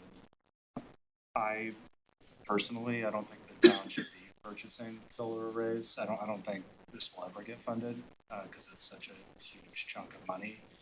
And there are other solutions out there for commercial products like this that don't cost us any money. We can, I don't know if every municipality is eligible, but there's something called building decarbonization as a service, where you basically get a solar array hosted, your utility costs stay the same, but they lock in, and the utility, whoever owns the solar array, is responsible for maintenance. So it's a way to decarbonize our buildings and lower electricity costs long term. Okay. But it doesn't zero it out, which I assume if we purchased a solar array, it would. Right. So just putting that out there maybe as something for, I'm sure Tom has thought about this and is aware of this, but for the committee to consider. Thanks. And then I have a question, sort of wanted to get some feedback from John and Carla. I'm glad to see there's investments in some of the network hardware. I'm seeing $200,000 expenditure on smart boards. And then I'm also seeing that we're not paying for things like safety and security improvements Yeah. and fire alarm upgrades, some Yeah, basics. And I'm not a Luddite, but I am not a true believer in smart boards. I view those things very skeptically. I agree. I think maybe Milton is at the leading edge of using smart boards, but I've also seen them basically as broken toys. So I'm just gonna be honest with my perspective on smart boards. And I'm wondering, do you see wondering what your opinion is on this? Do you see this as a valuable investment for next year over other things? Just from our school visits. Yeah. I'd say 90% of the teachers are using a smart board when we walk in the room. So it's not performative in nature. And they're using it in educationally sound ways. The U-Fly literacy is all on screen. And what we're seeing in classrooms is amazing and remarkable. And so I understand your hesitation. Is it just a fun thing to have? But what we're seeing is the use of, from starting from the bell when the kids come in, there's something posted on there that could be, written in marker, but it's much more kind of student friendly and student, there's music, there's, we're gonna do this activity, and so the agenda is laid out there, and then they might move to the lesson and switch into something different at different levels from K all the way to 12. So we're seeing it being used. It's not that it's not being used. And there's always a careful eye to, is it a bell and a whistle or is it substantive? So you raise a good point, but what we're seeing is some really good usage. The phonics curriculum is rooted in the smartboard use. The curriculum itself has the slides embedded into the smartboard technology, so when the teacher is there with their binder, because they're working here with the board behind them, and they're clicking, the kids can go up and use the board. The board is facilitating the rapid sequencing of the sight words that the students have to learn in a way that's very, very helpful for the students to see and consume and then say back. Similarly with the math curriculum that was recently purchased in the last few years, there is a smartboard component for the elementary level as well.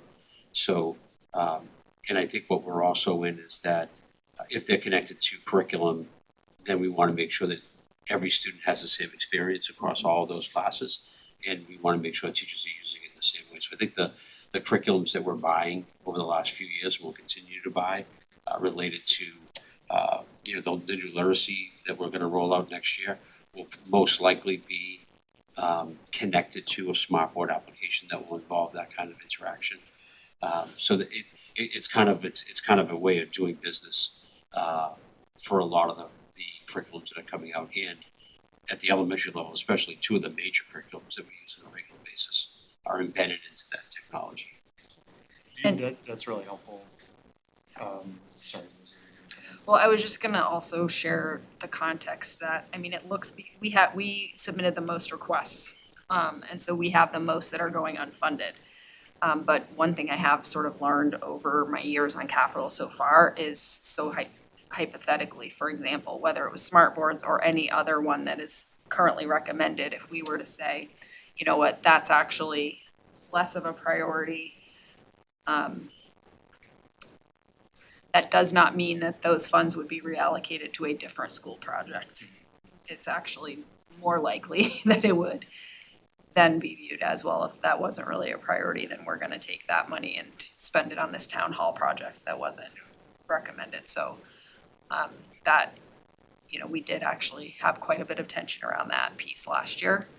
And so that's just sort of a reminder in terms of how the process works for capital typically. And just to go back to the smartboard, as an example, I believe Bob Patterson 2 fiscal years ago received a significant grant to upgrade smartboards, and he decided to do that by school, so schools would have consistent technology use within their building. But in terms of that looking the same in every single school, I think that we're trying to bring the next level of smartboard to every single classroom again, so every classroom looks exactly the same, and students have the same experience, and teachers have the similar tools to implement the curriculums across the district. So we were lucky to get a grant that I think covered the Glover and the Tucker, and then we'll work on the other 4 schools as we go along. So we were lucky to leverage that grant money in the way that we did, and now we're trying to provide that full update across all the other 4 schools. I guess we don't have to, I don't know if you know the answer to this, and we don't have to go down this rabbit hole tonight, but if,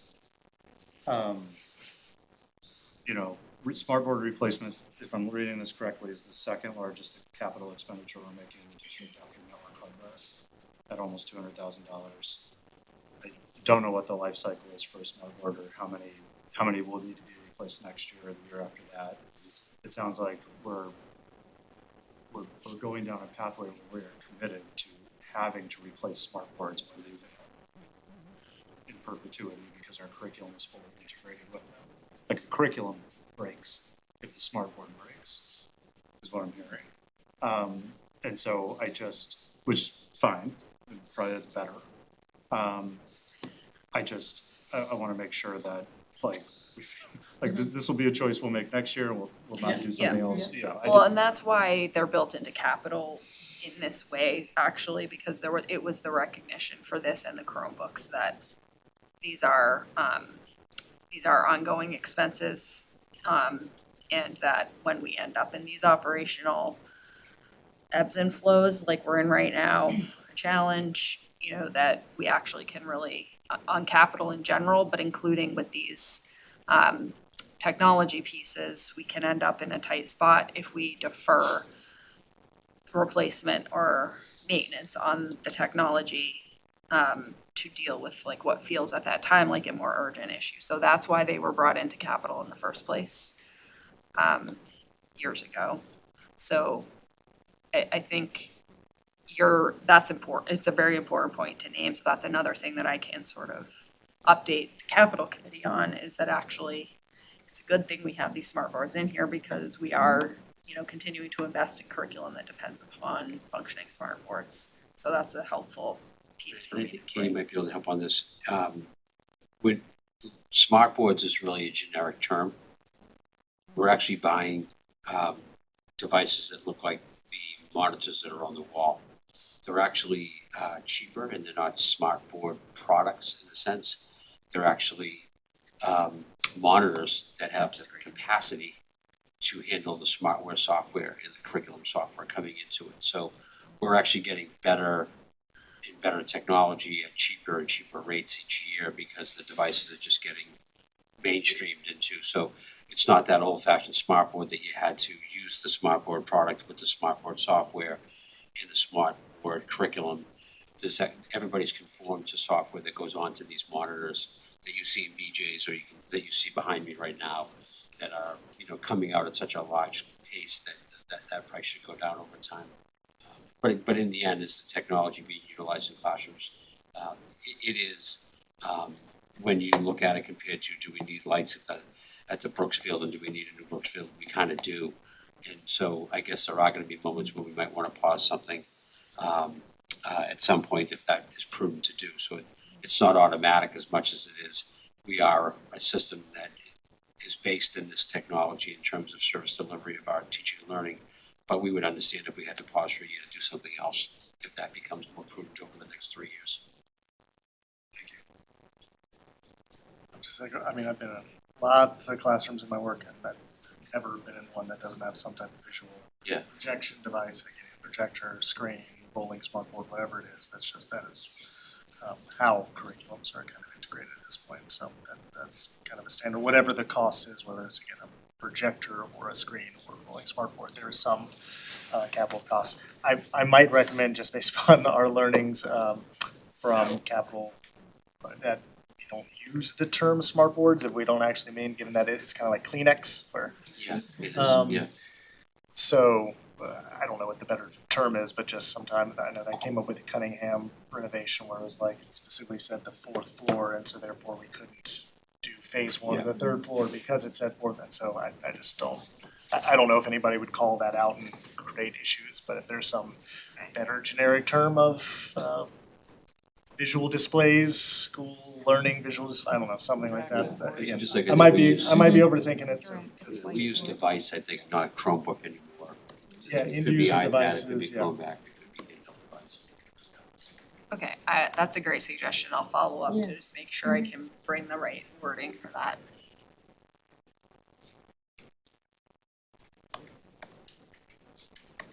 last comment. So thank you for proving me wrong or demystifying this issue for me. And to me, it's just to bring this back to the finance conversation we were having. It's just, like, I think this is a great illustration of where we are from a learning perspective. We are becoming a 21st century school district with a 20th century funding model. And I think we need to just, this is a great example of where, like, capital investments in what makes a 21st century school district are getting squeezed. Because we're a district that can, may only be able to grow by 2.5%. So two other things unrelated to the technology piece, going back to Brooks Field and the CPC. I assume as the town administrator and the CPC, have they aligned on this, that this is how the town is planning on using the CPC? You're not sure. If you're not sure, that's fine. I think that's in process. Okay. Yeah, So because I know other towns do, I mean, again, because I've gone through the CPC application process in Boston to receive funding, and they have the exact opposite standpoint where they are the back end. They are Right. like, you have a gap at the end of this project, come to the CPC and we'll see if we can fix that. We got that for a field project that we did with one of our schools. So this is the opposite of that. CPC will never be able to cover a project the extent of the, so you're gonna get like an allocation from the CPC without any actual knowledge that you're gonna get something from capital. Right, I think that, so I tried to do some research with the CPC to learn to what extent they felt in on this plan. It did help me understand that it's not yet been clearly communicated or understood, but I think it will need to be through this process of making this recommendation, because they're on a different timeline, because their applications don't come until later. That's, maybe there wasn't like total urgency yet to communicating this rationale. I don't know, because it was, it's between the town administrator and the CPC in some way, but I think what the capital committee is prepared to do in voting this recommendation would essentially be to sort of, I guess tacitly approve that rationale. I do have concerns about it, I will say, because of what you just said. That, especially when you're looking at the capacity of the CPC, the number of projects that they are looking at, and the fact that recreational open space is only but a third of the funding they have. So it's a very small pot relative to all the capital requests that might pertain to recreation space. It would be concerning to I guess you're just sort of going, there's a lot of trust involved in asking for partial funding from the CPC, and then having to go and request the funding from capital, and then you may not receive that request from capital, so you have half a funded project.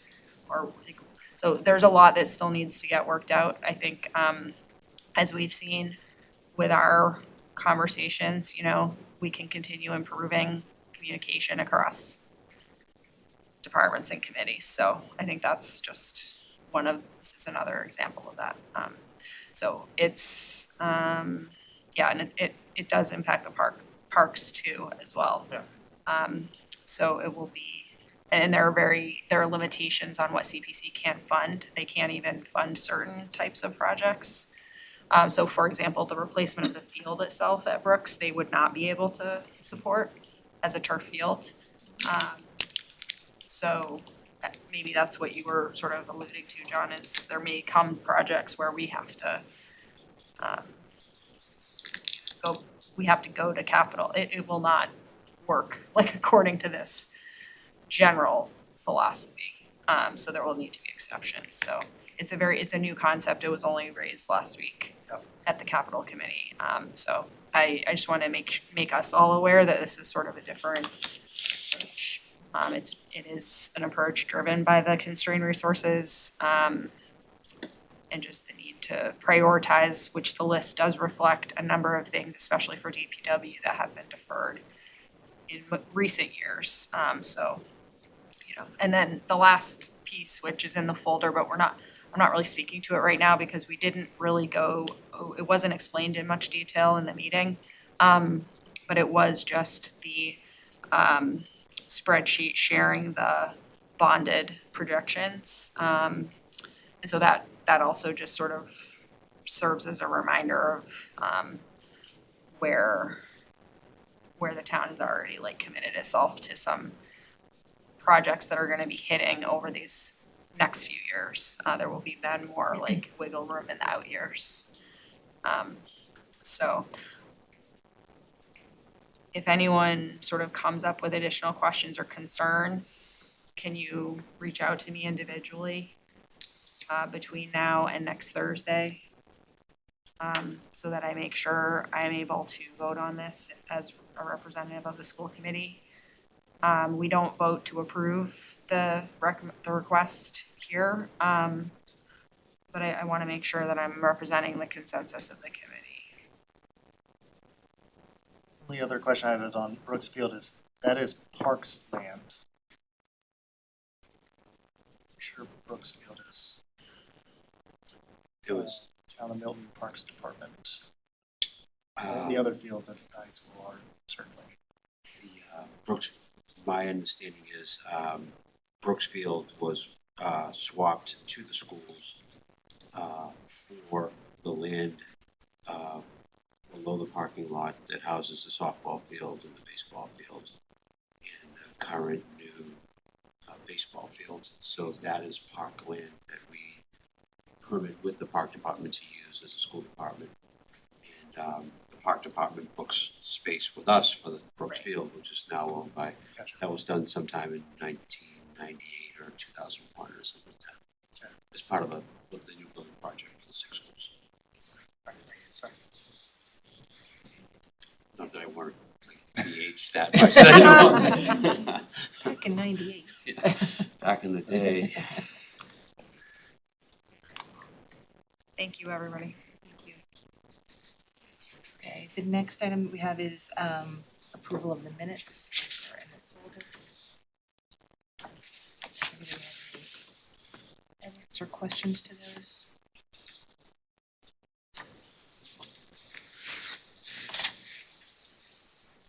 If not, we'll take a motion to approve them.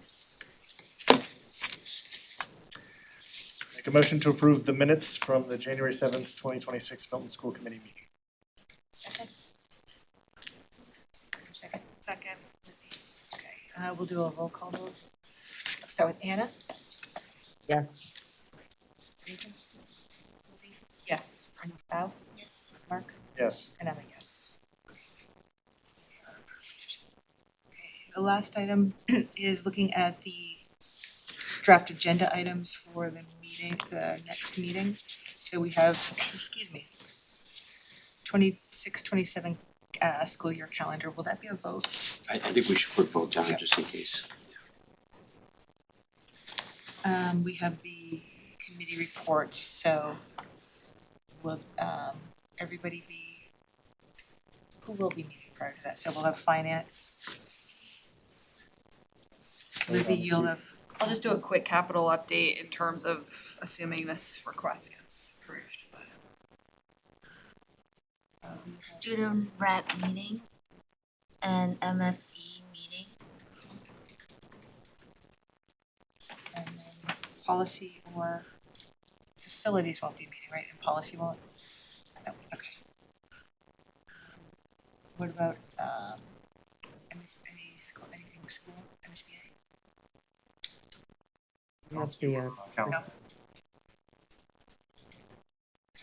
think that curriculum advisory meets, sorry, Oh, yeah. Oh, Yeah. Friday.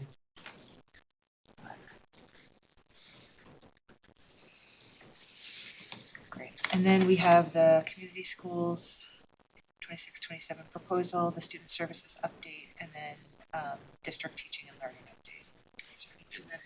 And then we'll add the FY 26 Q2 vote.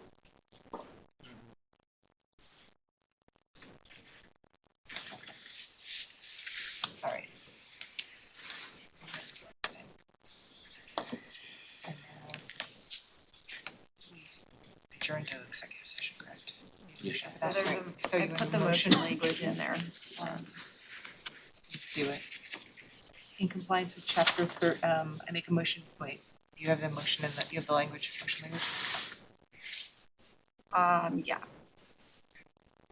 I make a motion to move to executive session in compliance with chapter 30A, section 21A2 to discuss collective bargaining strategy with Milton Educators Association and AFSCME.